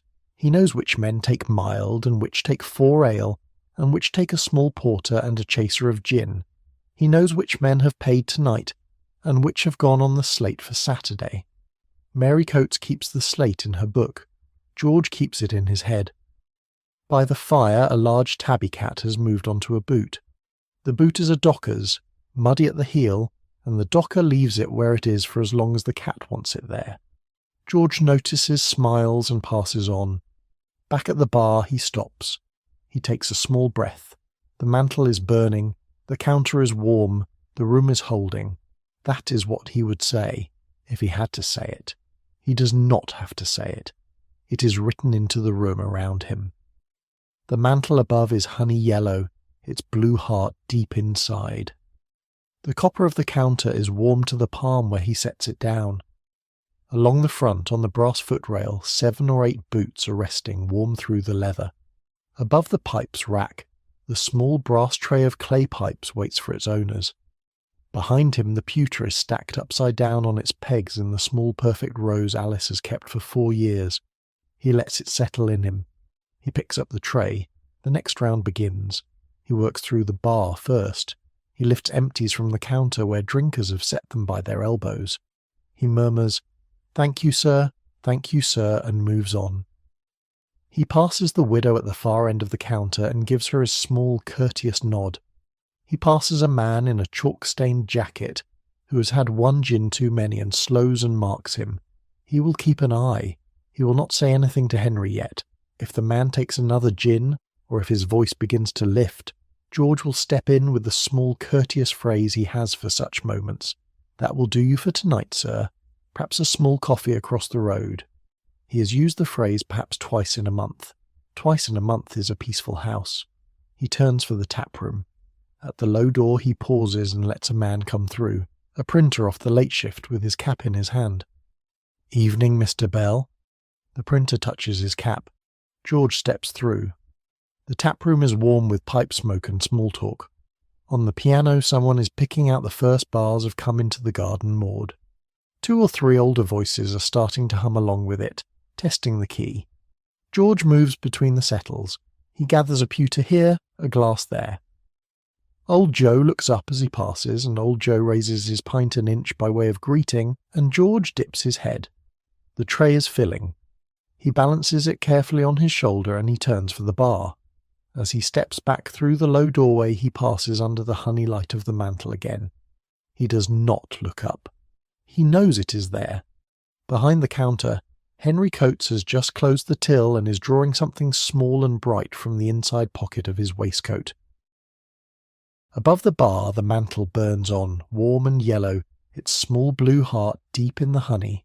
It has burned so all evening. It will burn so for another hour or a little more. Then it will be turned down.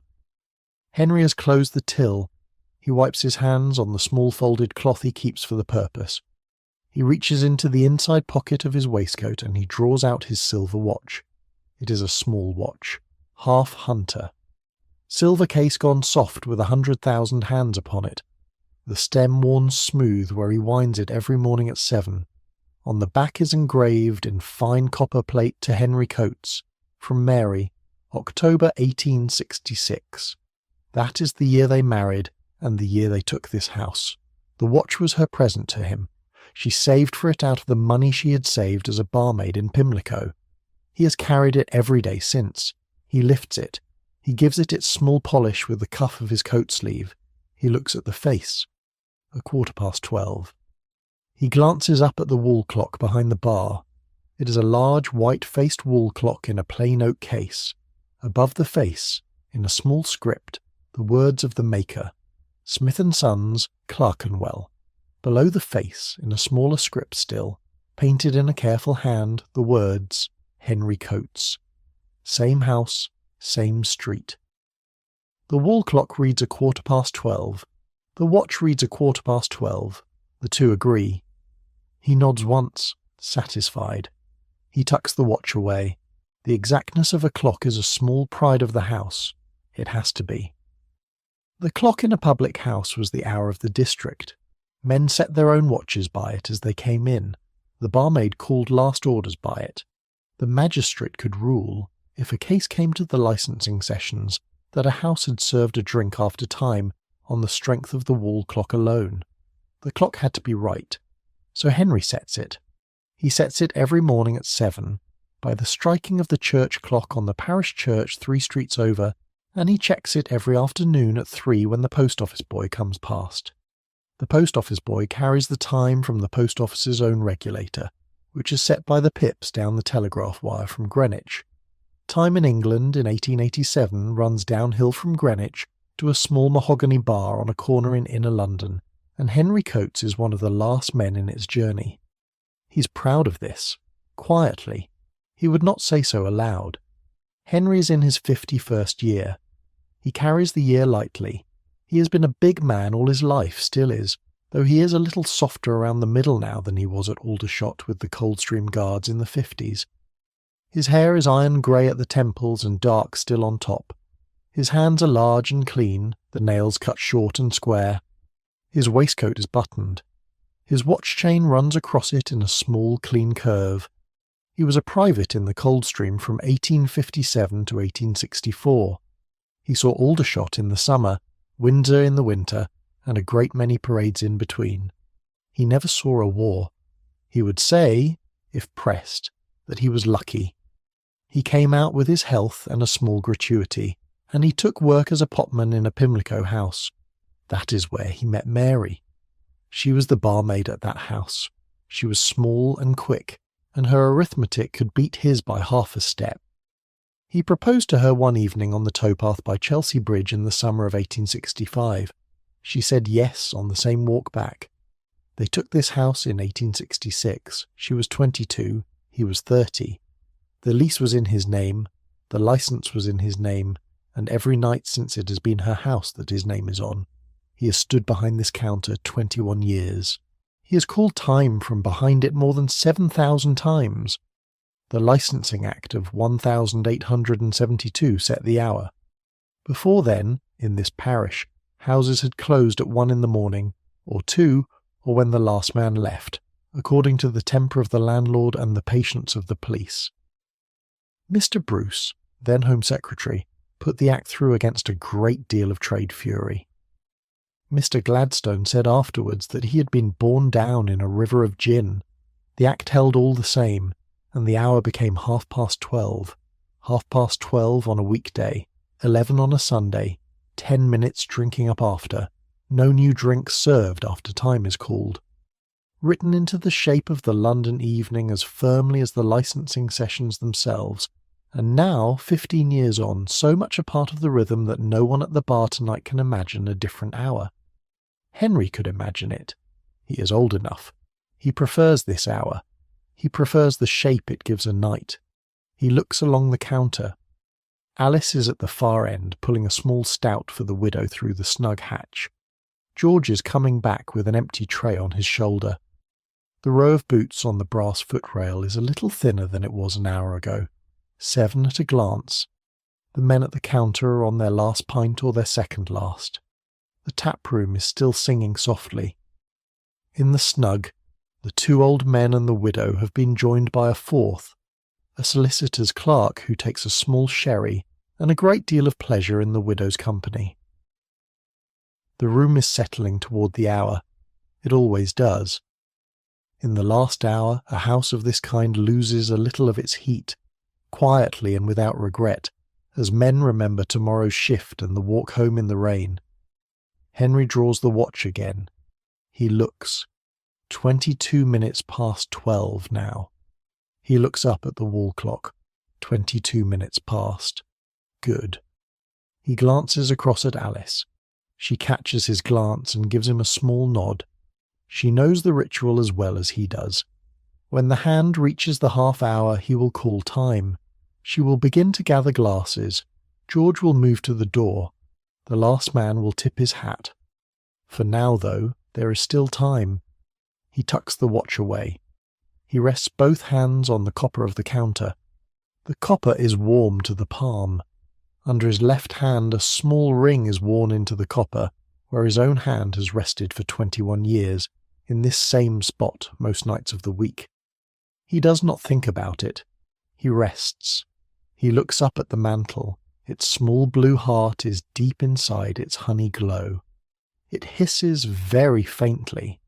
He can hear it now, in this small quiet moment. He listens. The wall clock ticks. The mantle hisses. From the taproom the fiddle takes up a slow air behind the piano. Somewhere in the street outside a hansom passes with the small distinct hollow music of iron on wood block paving. The hand of the wall clock has crept toward the half hour. 27 past, 28, 29. Henry draws the watch again. He checks. He nods. He takes his hands from the counter. He straightens his waistcoat. He walks quietly to the middle of the bar. The small blue flame of the gas mantle above the counter has burned for 9 hours now, turned up at 4 in the afternoon when the doors were opened, and warm honey yellow it has stayed through the whole of this Tuesday evening. It hisses very faintly still. It has hissed all night, and no one has heard it in hours, because a soft, steady sound in a warm room becomes the room itself. It is nearly 12:30 now. Henry Coates comes out from behind the counter, with his silver watch in his hand. He does not hurry. He's a big man of 51, and he moves like a big man who's at his ease. Quiet in his manner, quick to laugh, slow to raise his voice. In 21 years he has raised his voice perhaps 3 times a year, and each time he has been sorry for it afterwards. He walks to the middle of the front bar, where the light of the 2 gas mantles falls best on the copper counter behind him. He stops there. He opens the small silver watch with a soft click, and he holds it a moment in the honey light so he can read the face. The room already knows what he's about to say. 2 dozen heads lift a little in the warm brown hum. A few glasses are set down. He gives the watch its small polish with the cuff of his sleeve, a little ritual of 21 years. Then he closes it, and he lifts his eyes for the smallest breath, and he calls, without raising his voice much at all, "Time, gentlemen, please." That is all. The words are gentle. They land in the warm hum of the room and settle it. Somewhere at the counter a man sets down his glass and reaches for the cap he has laid on the mahogany beside his elbow. A friend beside him finishes a sentence he began 10 minutes ago. Old Joe Reeves, on his settle in the taproom corner, folds his evening paper into a neat square and slips it under his arm. The dog under the corner table thumps his tail once against the boards. Nobody rushes. This is not a house where anyone rushes. The Licensing Act of 1872, as amended, fixed the closing hour in the Metropolitan Police District at 12:30 on weekdays and 11 at night on Sundays. 10 minutes are allowed after time is called for the drinking up of what stands already on the counter. No fresh drink may be poured. This is the shape the law has cut into the London evening, and after 15 years of the Act, the shape has become a habit the drinkers themselves keep without thinking. We can feel it in the room. Glasses are finished, slow and easy, in the 10-minute allowance, not gulped. A small point of pride here. A regular who gulps his last is a stranger to himself. Henry stands a moment more with his watch in his hand, and then he closes it and returns it gently to his waistcoat pocket, and the silver chain lies again across the buttons where it has lain since 1866. He has called time in this room from the same spot for 21 years. The words are the same tonight as they were on the first night he called them. Only the crowd changes night to night. At the piano at the taproom end, the costermonger who plays for his beer lifts his hands off the keys. The last chord fades into the warmth. He blows out the 2 small candles fixed to the front of the upright, first the left, then the right, and the room grows a shade quieter without their 2 small flames. He closes the lid over the keys and lays his hand on it a moment, as a man might lay his hand on the head of a good dog. At the counter, Alice Marsh moves along the mahogany with a soft cloth in her hand, gathering the empties even before the last customer has gone. She has done this for 4 years. She knows to the second where each glass will be. She smiles at Mr. Hoskins as she lifts his tankard, and he lifts his cap to her and pushes his stool back and steps quietly toward the door. The brass footrail along the front of the counter is warm still. It has held boots all evening, and it has stayed warm through them all, and it will hold its warmth another hour yet.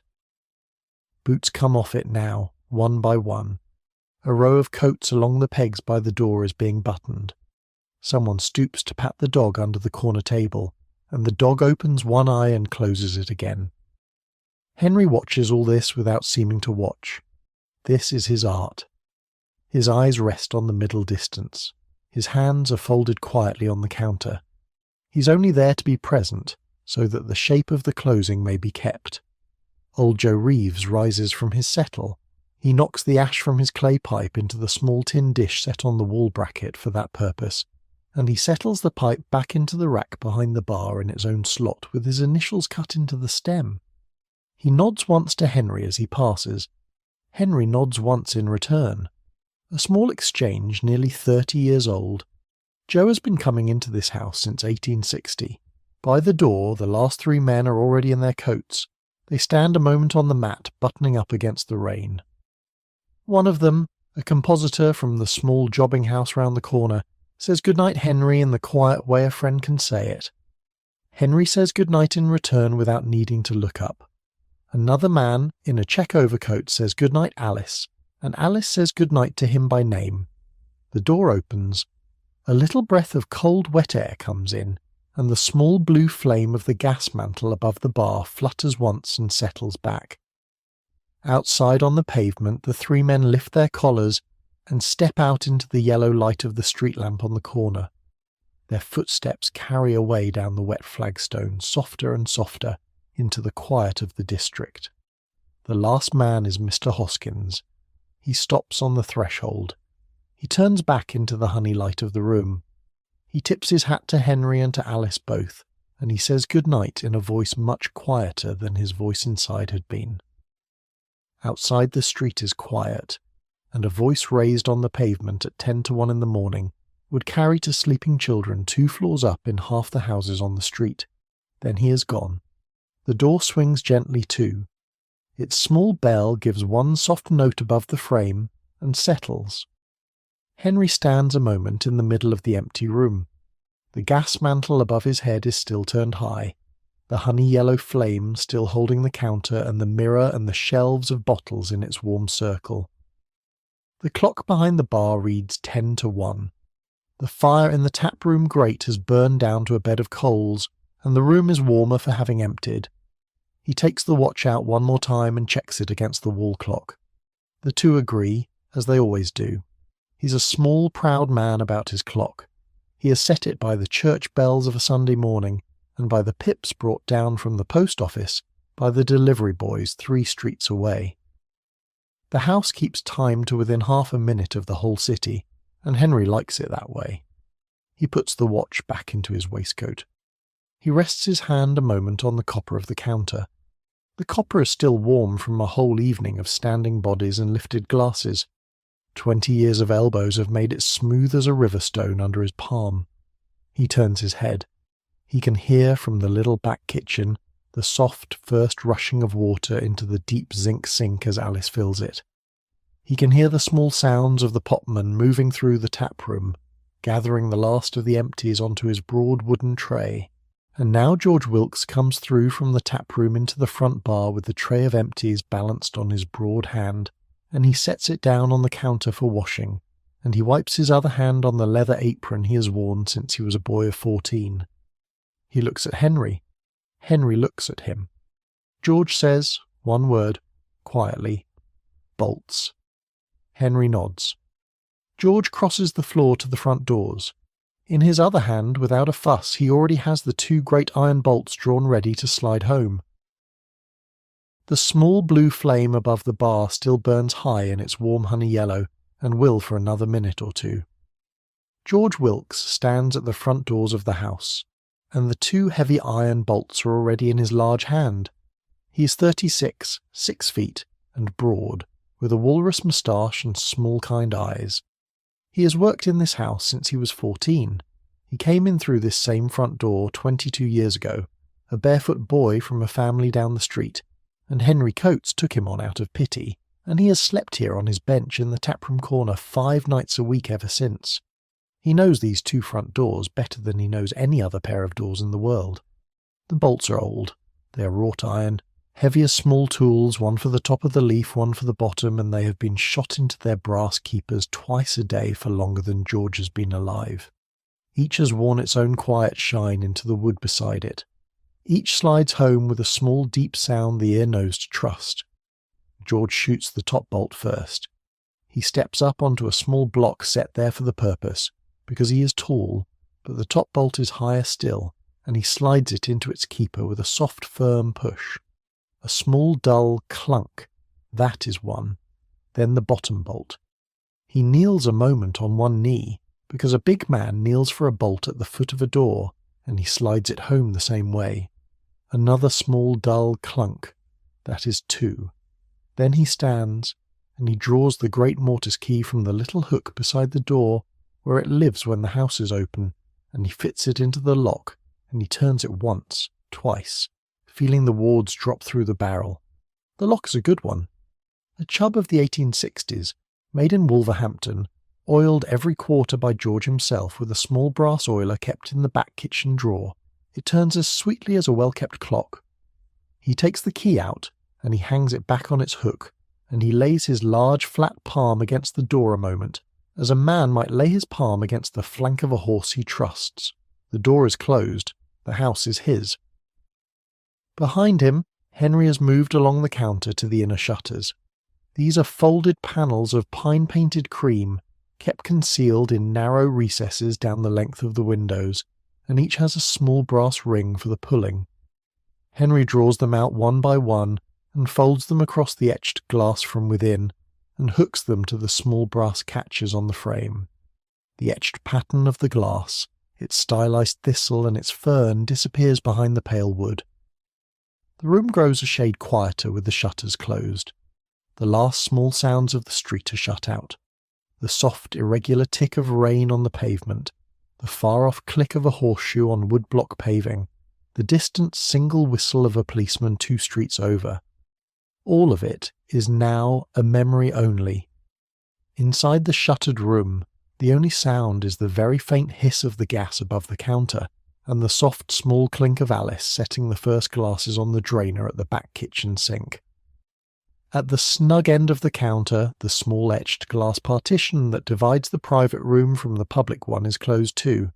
The little frosted panes catch a last honey light from the mantel above the bar, and hold it, and then Henry moves along and hooks the small snug shutter across it also, and the light there dims. We are inside now, fully inside. The room has been sealed for the night. George stands a moment in the middle of the floor. He is not yet at his own work. He is only listening. The house at 10 to 1, all sealed, has a particular sound. The wall clock behind the bar ticks a little louder now because there is less to cover it. The gas above the counter hisses a little louder too for the same reason. The fire in the taproom grate settles with a soft small collapse of a coal shifting on its bed. That is all. He walks quietly to the counter. He wipes his hands on his apron. He looks at Henry, and Henry looks at him, and neither of them speaks. There is nothing to say. The house is closed. The doors are bolted. The shutters are drawn. The evening is over. The private night has begun. Henry moves along the counter to the small brass tap that controls the gas to the front bar mantel. He does not turn it off. He turns it only halfway, easing the flame down from its warm honey yellow toward the small steady blue that will hold through the night. The room dims by half in 3 seconds. Faces that were warm gold become soft grey. The mahogany of the counter loses its reddish shine and takes a deep, quiet brown. The copper top, which has caught the light all evening, now shows only a low, dull glow, like a coal seen through cloth. Behind the bar, the mirror in its mahogany frame reflects almost nothing now. The bottles on their shelf are silhouettes. The pewter mugs on their pegs are dark, rounded shapes. Only the small blue flame itself above the counter is bright. It burns cleanly, with a hiss so small it belongs to itself alone. It is the light that will keep the watch of the house through the whole of the night. It is enough for anyone rising for a glass of water, for a check on a sleeping child to find the way through the dim rooms without stumbling. The brass footrail along the front of the counter is still warm. It will hold its warmth for another hour at least. In the winter of 1887, the brass footrail of a well-kept house is a small kindness a boot remembers. George moves through the taproom now, checking. The fire in the small black grate at the taproom end has burned down to a red bed of coals. He kneels beside it, and he takes the shovel from the hook on the wall, and he scoops small coal from the scuttle onto the hotbed. He does this slowly, spreading the coal thin so that the fire will hold a small red heart through the night without ever leaping again. Then he closes the damper down almost to shut. The last small blue flame in the grate flickers behind the coals and is smothered gently, and only the deep red bed remains. He rises. He wipes his hands again on his apron. He crosses to the taproom bench in the corner nearest the fire, and he lays his large flat palm on the wooden seat, as if to say to it, "In a minute I will be with you." Then he turns and goes back through to the front bar. In the little back kitchen behind the counter, Alice has already begun. The great copper kettle has come to the softest whisper on the range. She lifts it in both hands and tips a long slow pour of hot water into the deep zinc sink. Steam rises very softly in the low blue light. Henry is standing at the far end of the counter, with the daybook open under his hand, running his eye a last time down its clear round entries. George picks up a clean cloth from the pile on the shelf, and folds it once, and lays it neat on the counter beside the sink, ready for the drying. He looks toward Alice. She looks up and smiles. They begin. Above the counter, the small blue flame of the gas mantle burns low and steady. Behind it, in the back kitchen, the water for the glasses is at a good heat. Alice Marsh has her sleeves turned back to the elbow. George Wilkes has his leather apron on still.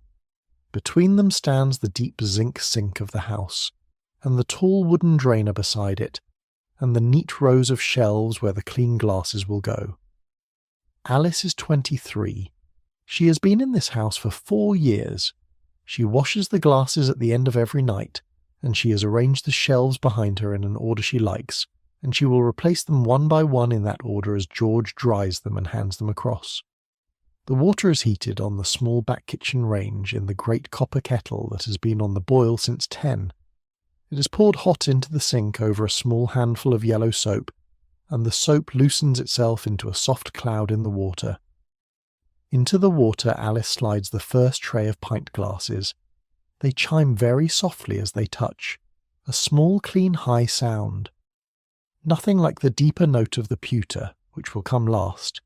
She works with both hands. Wash the inside with a soft brush kept for that purpose. Wash the outside with a cloth. Set the glass upside down on the wooden drainer for George to lift. Take the next. Wash. Rinse in a second, smaller sink of cool water beside her. Set down. Take the next. Her hands are quick and small and steady. She has done this thousands of times. George lifts each glass from the drainer with a fresh cloth folded in his broad palm. He dries the inside first with a soft twist of the corner of the cloth, then the outside, then the base. He holds the glass up a second to the light of the small back kitchen candle to check for a streak or a smear. He almost never finds one. Then he passes the clean glass across the counter to Alice, and she reaches without looking and sets it on its shelf in its correct place. The pint glasses first, then the halves, then the small stout glasses of the snug, which are of a nicer cut, then the spirit glasses, small and shaped for a nip. They work without speech. They have done this together for 4 years. There is no need. Once, when Alice moves to reach a shelf that George has closer to hand, he lifts the glass across for her, and she nods and takes it, and that is the whole conversation. At the far end of the counter, Henry has closed the daybook. He carries it to the small safe under the counter and slides it inside, and he turns the key in the safe, and he lifts the key on its chain over his head and puts it in his waistcoat pocket where the silver watch also lives. Then Henry stands with his hand a moment on the polished top of the safe. He is only feeling the shape of the evening close. The mantle is burning. The counter is warm. The room is holding. That is the small, quiet catechism of the closed house, and the 3 sentences would fit inside any night of the last 21 years. Alice draws the last of the drinking glasses from the sink and sets it on the drainer. The soapy water has cooled by now. She lets it out, and the sink drains with a soft, low sound down through the pipe to the yard. She rinses her sink with a fresh dip of hot from the kettle, and lays a fresh handful of soap into it, and now the pewter comes. The pewter tankards are the pride of the counter. 2 racks of them, 20 in a rack, 40 in all, polished the night before with rotten stone and paraffin wax by the potboy under George's eye. They have a duller shine than the copper, a colour closer to old silver, and they take fingerprints more readily than glass, and so must be dried carefully. Alice washes them one by one in the hot water. George dries them one by one with a soft linen cloth. He hangs each by its handle on the peg above the counter, upside down as the custom is, so that any last drop of water may run to the rim and dry there. He hangs them in the order he was taught to hang them by the last potman before him, 22 years ago. Pint pots to the left, half-pint pots to the right, the 2 large quart pots in the middle. That order has not changed in his time. When the pewter is up, the counter behind him shows the full row, 40 pewter mugs upside down on their pegs, catching the low blue light of the mantel above them, each one a small dark rounded shape hanging in the dim, then the copper. The copper top of the counter is wiped with a soft cloth dipped in warm water and wrung nearly dry. George does this himself. He wipes with the grain of the copper in long, even strokes from one end of the counter to the other, and he goes over any small mark twice, and he finishes with a soft dry cloth to bring the surface up. In the low blue light the copper takes only a small dull glow, but by morning, in the first grey daylight, it will show the deep reddish shine that 20 years of care have given it. The brass footrail along the front of the counter is wiped too. George kneels and passes his cloth along the whole length of it, from the near end by the snug to the far end by the taproom door. The rail is still warm from the boots of the evening. He gives it a soft rub with a dry corner of the cloth to bring up its satin finish. Then he stands, and he lays his flat broad palm on the counter, and he lets out a very slow small breath. Alice is at the sawdust now. She has fetched the wide flat broom from its hook by the back kitchen door, and she sweeps the fine yellow sawdust from the floor of the front bar toward the door. It moves in a soft dry hush before the broom. She sweeps in long slow strokes, and she gathers the sawdust into a small heap by the outer door of the yard, where the morning boy will lift it into his tin bucket and take it away. The taproom floor George does himself. The sawdust there has more in it. A burnt match, a pipe scraping, a small torn corner of newspaper. He sweeps it all together and adds it to Alice's heap by the yard door. Then he goes back to the taproom fire and looks at it once. The red bed of coals is holding well. The damper is down. The room will hold its warmth till dawn without another shovel. He nods to himself. He crosses to the front bar. Alice has hung her apron on the peg, and she's passing to the stair at the end of the counter. She turns back to him and smiles once. "Good night, George," she says. "Good night, Alice," says George. She's gone up the narrow back stair, and the sound of her light shoes carries a moment on the wooden treads. And then she is above him, and then she is above the passage, and then she is turning the small brass handle of the door to her own room under the eaves. Above George's head, in the passage between the 2 small back bedrooms, a hand is reaching to turn down the small oil lamp on its bracket. Above the counter, the small blue flame of the gas mantle burns quietly on, holding its steady watch. 2 floors above it, at the end of the passage between the 2 small back bedrooms, Mary Coates has taken hold of the small brass wheel that turns down the oil lamp on its bracket, and she has eased it round a quarter turn. The flame in the lamp sinks. The passage darkens by half. Mary stands a moment there in the softer light, listening. She is small, 5 feet and 1 inch.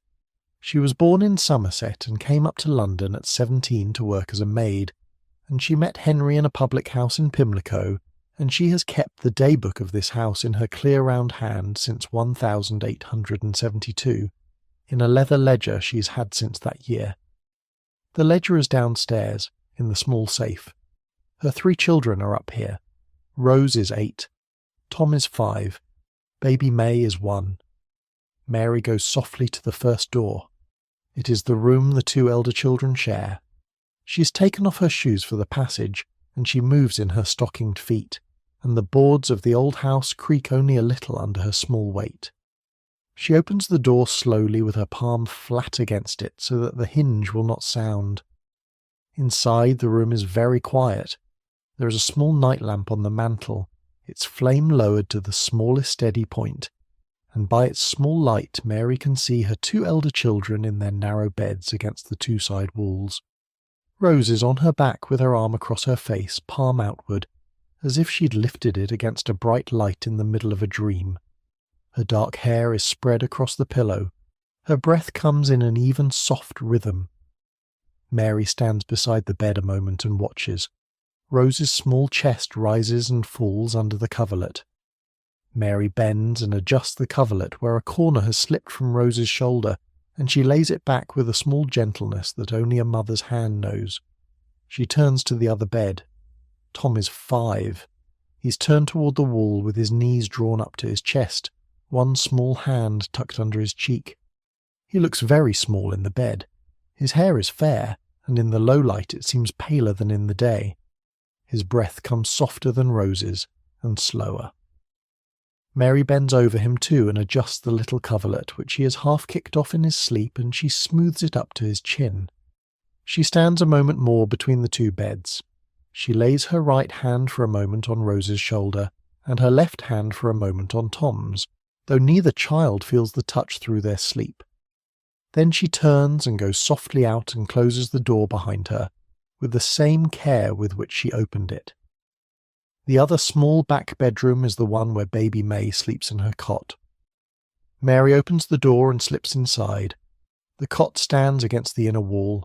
May is on her back in her small white gown, with her thumb in her mouth as she always sleeps. Her round face is turned toward Mary in the low light. Her cheeks are flushed with warm sleep. Her breath is very soft and very quick. Mary bends and listens to her breath. She counts a few of them silently, out of a long habit of counting the breath of small children. The rhythm is steady. She reaches into the cot with 2 fingers and adjusts the small blanket where it has slipped. She stands a moment more. She thinks, for the smallest breath, of 2 other small breathings that were once in this house and are no longer, the 2 she buried in infancy.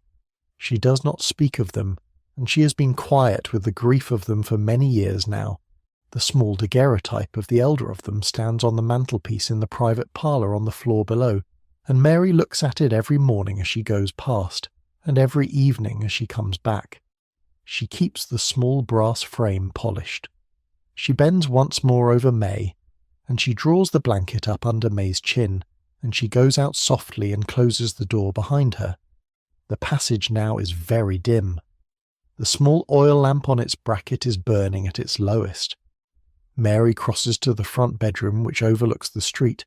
She opens the door and steps in. Henry is asleep already.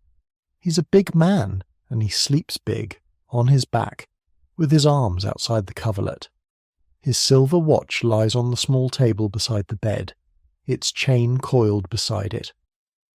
His boots are set neatly by the door, one beside the other, as a guardsman will set his boots. His waistcoat is folded over the back of the chair beside the bed, the pocket in which the watch lives left open on top. Mary stands a moment beside the bed and looks at him. 21 years they have kept this house together. 21 years he has come up these stairs at 10 to 2 in the morning, and put his boots by the door, and folded his waistcoat over that chair, and laid his watch on that table, and lain down in that bed. His hands are large and clean, and they lie now open on the coverlet. She unpins her hair. She takes out the small tortoise-shell comb she has worn since her wedding day, and she lays it on the dresser beside the small china jug and basin. She brushes her hair out for a minute at the small looking-glass. Her face in the glass is small and calm. She has always been a woman for her books and her children and the girls in her employ and her husband, and the looking-glass is only a place to pin a stray strand of hair. She turns down the lamp on the dresser to its smallest steady point. She undresses in the soft dim light and lays her clothes on the chair beside her side of the bed. She puts on her nightgown. She kneels a moment beside the bed with her forehead resting on the coverlet, in the small nightly prayer of her long childhood in Somerset, and rises and turns back the coverlet on her side and lies down beside Henry. She lies a moment on her back with her eyes open. She hears, if she listens carefully, the very small tick of Henry's watch on the bedside table. She hears his slow, deep breathing. She hears, from the room next door, a small shift of small blankets as one of the elder children turns in sleep. She reaches out and turns down the small lamp on her bedside table to nothing. The last flame in it flutters and goes out. The house above the bar is dark now, except for the small night lamp in the passage, which will stay very low till morning, and except for the small blue flame of the gas mantle 2 floors below. Mary lies quiet. Her breath eases. She turns onto her right side, which is the side she has slept on for 30 years. She lays her hand on the pillow beside her face. She sleeps. The house above the bar is quiet. Downstairs in the taproom, in the corner nearest the banked fire, the potman has laid his blanket on the wooden bench, where he has slept 5 nights a week for 22 years. We stay downstairs now, in the taproom, in the corner nearest the banked fire. George Wilkes has laid his straw mattress along the wooden bench, where he has slept 5 nights a week for 22 years. He pulls the blanket up to his chin. He turns his face a little toward the wall. The room is warm. The fire is holding its small red heart behind the closed damper. The mantle above the bar is burning low. The small blue flame that we saw turned high to a warm honey yellow at 4 in the afternoon, and turned down again at closing, and left now as a single small blue jet so that anyone rising in the night can find their way. It hisses very faintly. We hear it the way George hears it, without thinking. We listen with him. The white-faced wall clock behind the bar ticks in an even round tick. No hurry to it. Somewhere in the cellar a cask settles the smallest fraction of an inch. From the street beyond the shutters a hansom passes, and the small distinct music of iron shoes on wet wood block paving comes through the closed door and fades. George breathes out. His shoulders let go of the day. He is 36 years old. He has been in this house since he was 14. Henry Coates took him on then out of kindness, seeing a barefoot boy from a family down the street, and put a leather apron on him that was too big at first, and taught him how to change sawdust and polish pewter, and hold a horse for a customer who had come from 3 streets away. 22 years later the apron fits him. The pewter shines because of him. The sawdust comes fresh from him every morning. He is a big man now, 6 feet tall, broad across the shoulders, with a walrus moustache and small kind eyes. He calls every customer sir and every barmaid miss, and the room knows him as a person of the house. He is never married. On Sundays he walks the 4 miles to his sister in Hoxton and the 4 miles back, and he takes his supper with her and her children, and he comes home to his bench and his blanket by the fire. He would say, if we asked him, that this is his home. Mrs. Coates knows the truth of it. He knows it too. The bench itself is worn smooth where his shoulder rests. The wood has taken his shape a little over the years, in a hollow only a careful eye would find.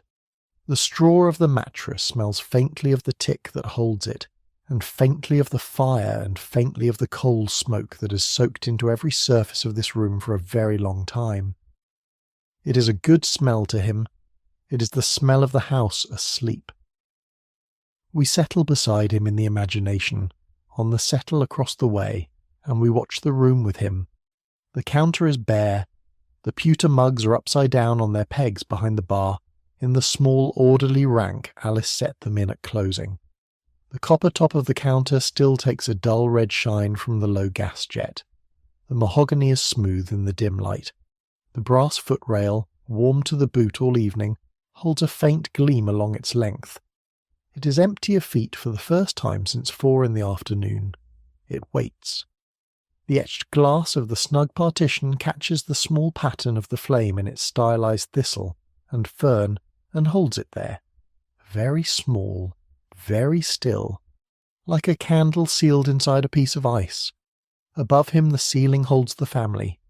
Rose asleep on her back with her arm across her face. Tom turned to the wall with his knees drawn up. Baby May with her thumb in her mouth. Mary asleep beside Henry in the front bedroom, his boots by the door, his waistcoat over the chair, his silver watch on the bedside table. The little maid up in her narrow room under the eaves. Alice up under the eaves too at the other end of the passage, having thought of James for a minute and then gone under. George would say, if we asked him, that hearing them settle above him is the sound that lets him sleep. The small creak of floorboards as Mary crosses the passage, the click of a door, the turning down of a lamp, then the long soft quiet that means the house is safe. Tonight the safe sound came earlier than usual, and the house is quiet by 10 to 2. He lets his eyes close. He lets them open again. The blue flame is still there. He lets them close. The mantle is burning. The counter is warm.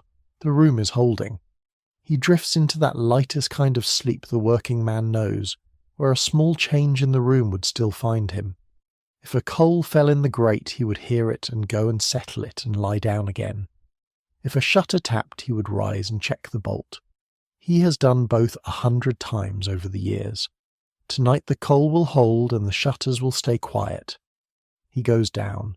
His breathing slows. The blanket rises and falls. We stay a moment longer with him. The bench under his shoulder, the blanket at his chin, the small red heart of the fire in the grate at the taproom end, tucked in with small coal and closed with the damper down, giving out only enough warmth to keep this room a little above the temperature of the street. The white face of the clock, the blue flame above the bar, all of it kept for him, all of it kept by him. For a moment the whole house is one long slow breath in the dark, and George is part of it, and the flame is part of it, and the fire is part of it, and we are part of it too. Beyond the bolted door the district is drifting toward its own quiet. A wet pavement, a cab passing far off, a lamp burning in a corner window across the way. The streets are settling. A great city keeps half a heartbeat going even at 3 in the morning, and there are others tonight keeping their own small watches so the rest of the city can sleep by them. We will step out to them for a little while softly and then come back. We step out through the bolted door in our imagination and let it close behind us and stand for a moment on the pavement. The street is wet and dark and half lit by the gas lamps of the corner. The rain has stopped falling a little while ago. The flagstones hold a pale London gold from the light of the lamp above them, and a hansom passes far off, its horses' shoes making the small hollow music of iron on wet wood block paving. We do not go far, only to the corner of the main road, where a small warm point of light is doing its own quiet work.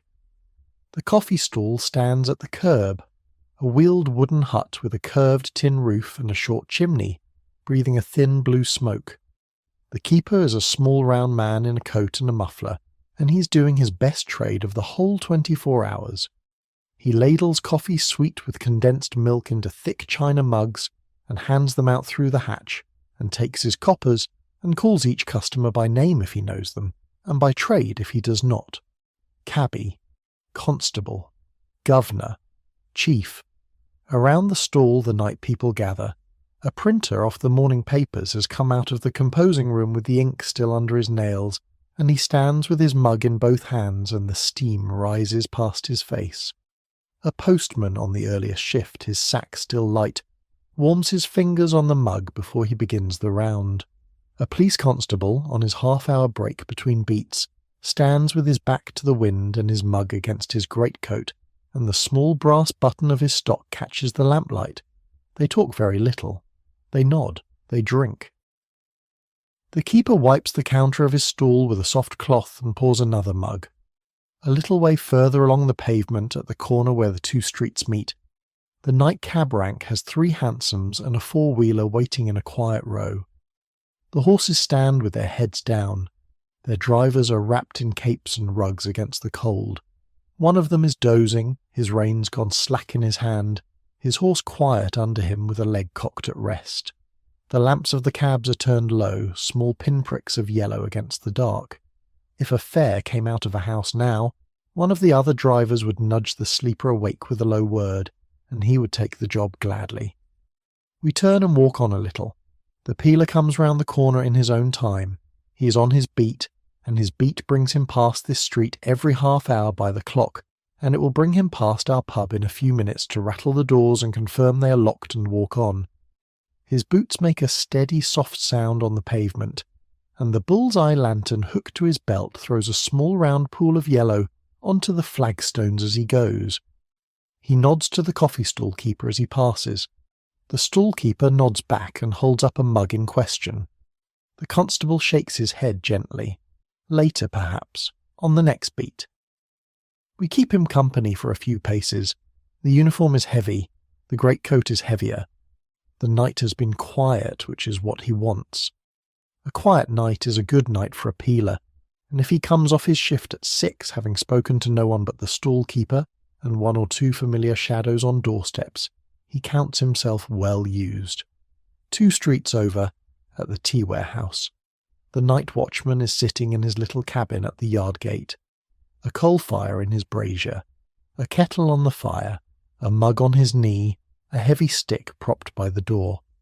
He has been here every night since he came off the sea. He knows the sound of every cart that turns into the lane and the tread of every man who passes the gate. He stays where he is, and the city goes past him. Back at the pub, inside the shuttered dark, 3 small things are still true. The mantle is burning. The counter is warm. The room is holding. We drift a little further into the district, down a side street where the small shop fronts are shuttered and the doorways are dark, past a mews where a stableman is turning in his sleep behind a low door, past a lodging house whose windows are all dark except one small square of yellow on the second floor, where perhaps a mother is up with a child, or perhaps a clerk is finishing a letter for the Morning Post. At 3 in the morning the street reaches its deepest quiet. Even the coffee stall has only one customer now, the night watchman from the tea warehouse 2 streets over, who has come out for his mug and his few minutes of talk with the keeper before he goes back to his brazier. The rain has been off for a while. The pavements are drying in patches. The air has that clean cold smell a city can only reach in the small hours, when the coal fires of the day have burnt low in every grate, and the traffic of the streets has almost gone. Somewhere on the river, a tug on the Thames sounds its whistle once, a low round note. The sound carries a long way over a city with no engines running. It reaches the corner and the stall and the cab rank and the closed door of our pub and the ear of the man asleep on the bench by the banked fire, and it passes through them all as the ordinary music of a great port at rest. The whistle fades. The keeper of the stall pours his own mug at last and drinks it slowly, and looks up at the sky where a few clouds are moving. Each of these small warm points, the stall and the cab rank and the peeler and the watchman and the low blue flame behind our shuttered door, is holding a little of the night so the rest of the city can sleep. Each of them would call himself only a working man, and would be surprised to hear a warmer word. They are only at work. We turn back the way we came, gently, past the sleeping mews and the dark shop fronts, toward the corner where the coffee stall breathes its thin blue smoke and the horses stand with their heads down. The hour turns. The clock on the church at the end of the street strikes 3 in its small clear voice, and the sound sets off in a slow ring across the wet slates of the roofs and fades. Soon, 3 streets away, a baker's boy will turn a key in a familiar lock, and the first oven of the day will be opened. We will follow the smell. We follow the smell. 3 streets away, in a small brick building on a side lane, a baker's boy has turned the key in the lock and pulled the shutter up, and the shop is opening its own small night. His master is already at the oven at the back. The fire has been lit an hour ago at 4 in the morning, and the flue is drawing well, and the great brick oven is coming up to heat. The boy sets out the peels along the wall, the long wooden shovels for sliding loaves in and out, and the master turns the risen dough on the bench with his floured hands and begins to shape it. By 4:30, the smell of yeast is on the air. It comes out of the doorway of this shop and mingles with the smell coming from a second bakery in the next street, and a third round the corner, and it drifts on the small night wind through the district. Anyone awake now can smell it. The peeler on his last round before dawn smells it, and knows the hour without looking at his watch. The coffee stall keeper smells it, and knows he is nearly done for the shift. We stand outside for a moment. The smell is warm and clean, and it has been the smell of morning in this city for a very long time. Then, from further off, another sound begins. It is the sound of hooves on wet wood block paving. Not one pair, many pairs, some near, some far. Steady, unhurried, the slow round beat of great horses at a walking pace, coming out of the yards of the great London breweries and rolling into the streets. By 4:30 the drays are on the move. From Barclay Perkins in Suffolk, on the south bank at Park Street, whose yard alone stables more than 160 horses, from Truman, Hanbury and Buxton in Brick Lane, whose waggons will turn out through Spitalfields and Bethnal Green in the grey morning, from Whitbread in Chiswell Street, the waggons rolling out into the still dark, each dray drawn by a pair of great shires, whose weight together comes to more than 2 tons of horse, whose brasses are polished and whose harness is oiled, and whose manes are plaited for the day. We do not need to see them all. We know they are out there, on the wet streets, moving through the district in their appointed rounds, and one of them is coming to us. The dray for our house comes from Barclay Perkins. We hear it before we see it. The soft, heavy footfall of the pair, and behind it the creak of the wagon and the small clink of harness. It turns into our street. The bays come slowly under the gas lamp on the corner, breath steaming from their nostrils, and the wagon behind them rolls onto the wood block paving in front of the yard door of our house. The drayman on the box pulls up. His mate climbs down. Both men are famously well fed and known by name up and down the streets they serve, and they have been on this round for years. They wear leather aprons over their coats. Their hands are large and steady. Inside, Henry Coates is already at the yard door, wrapped in his morning coat over his shirt. He has come down at the sound of the wagon, as he does 5 mornings a week. His hair is a little untidy from the pillow. He carries a clipboard with a sheet on it, and a pencil tied to a string. The 2 men greet him. The greeting is brief.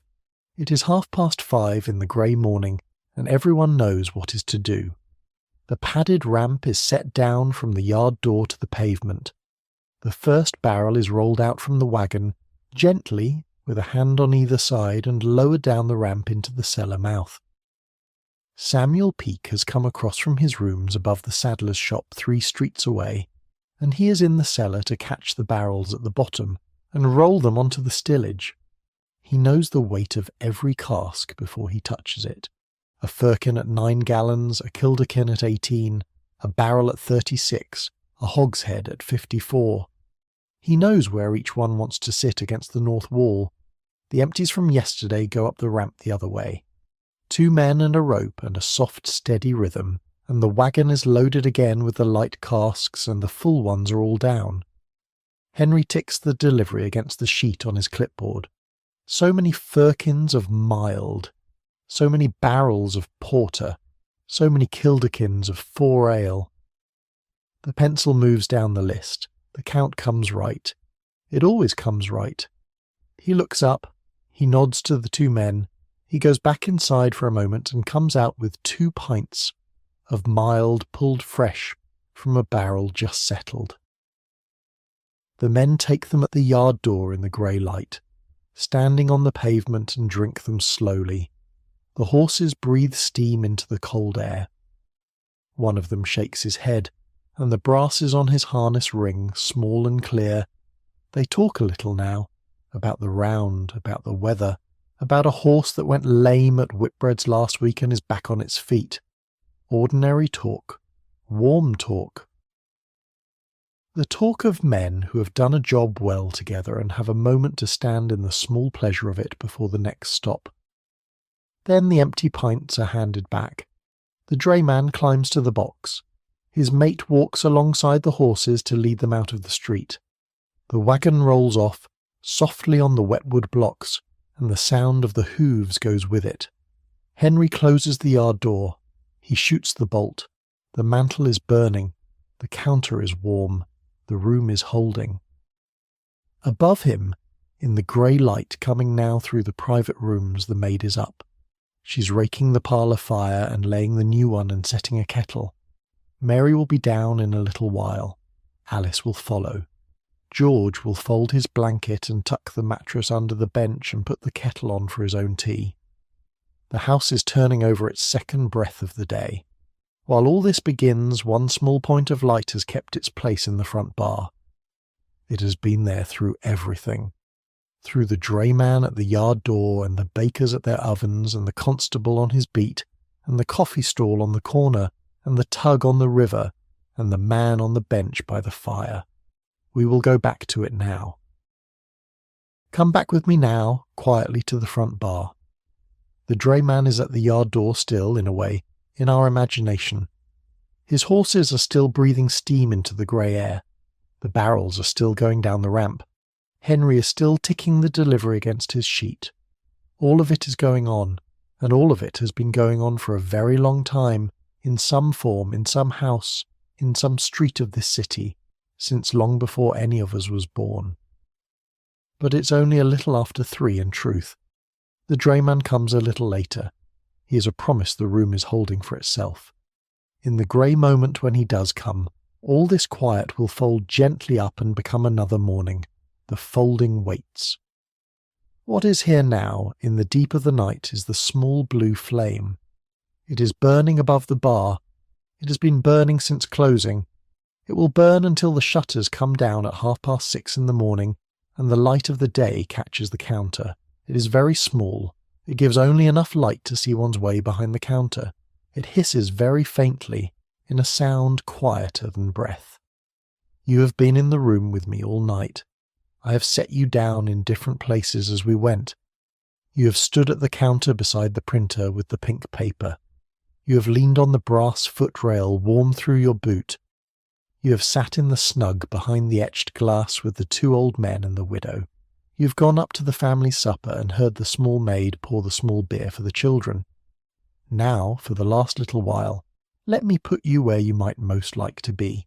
If you would like to be downstairs, come to the wooden settle in the corner of the taproom, opposite where George is sleeping on his bench.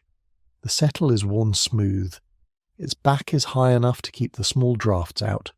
You can hear the fire holding its red heart very softly behind its damper. You can see the blue flame from where you sit. The blanket over your knees smells cleanly of wool and coal smoke, as it has for as long as anyone in this house can remember.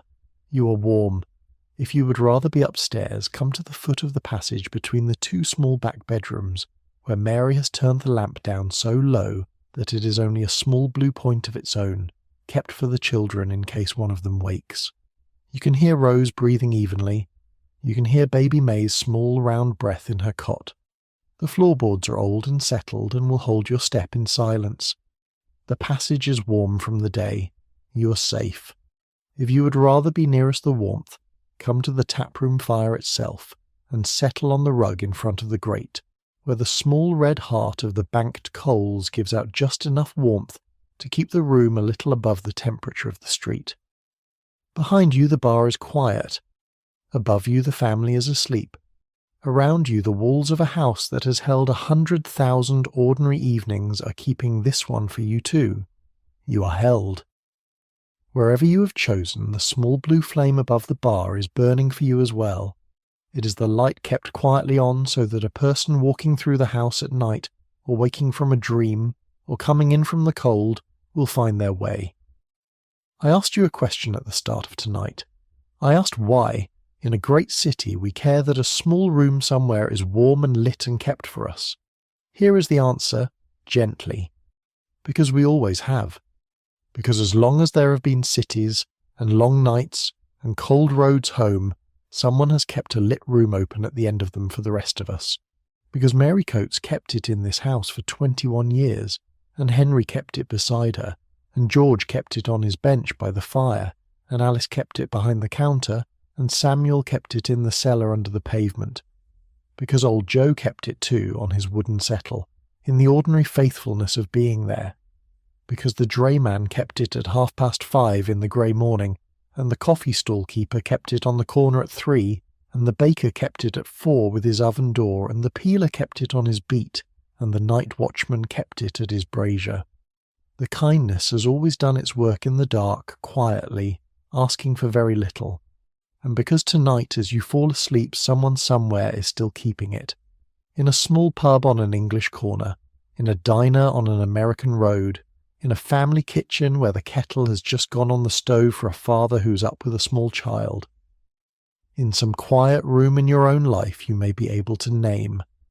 Mary Coates would recognise every one of them at a glance. That is the whole story. So let the room hold you now, as it held George on his bench, and Rose in her small bed, and Alice under the eaves, and all of them together above and around and beneath the small blue flame that has kept its quiet watch for you. The fire is banked. The small blue flame is still burning above the bar, and the night will keep till morning. Sleep well, friend. If any part of tonight stayed with you, tell me in the comments which part it was, and I will read them. If it helped you rest, a like and a subscribe keeps the lamp above this channel burning too, and soon, in the next of these nights, we will leave the city behind and follow a coach road out into the dark country, to a small Victorian coaching inn where the fire is deeper, and the road is nearer, and the world outside is only trees and hedgerows and horses in a yard.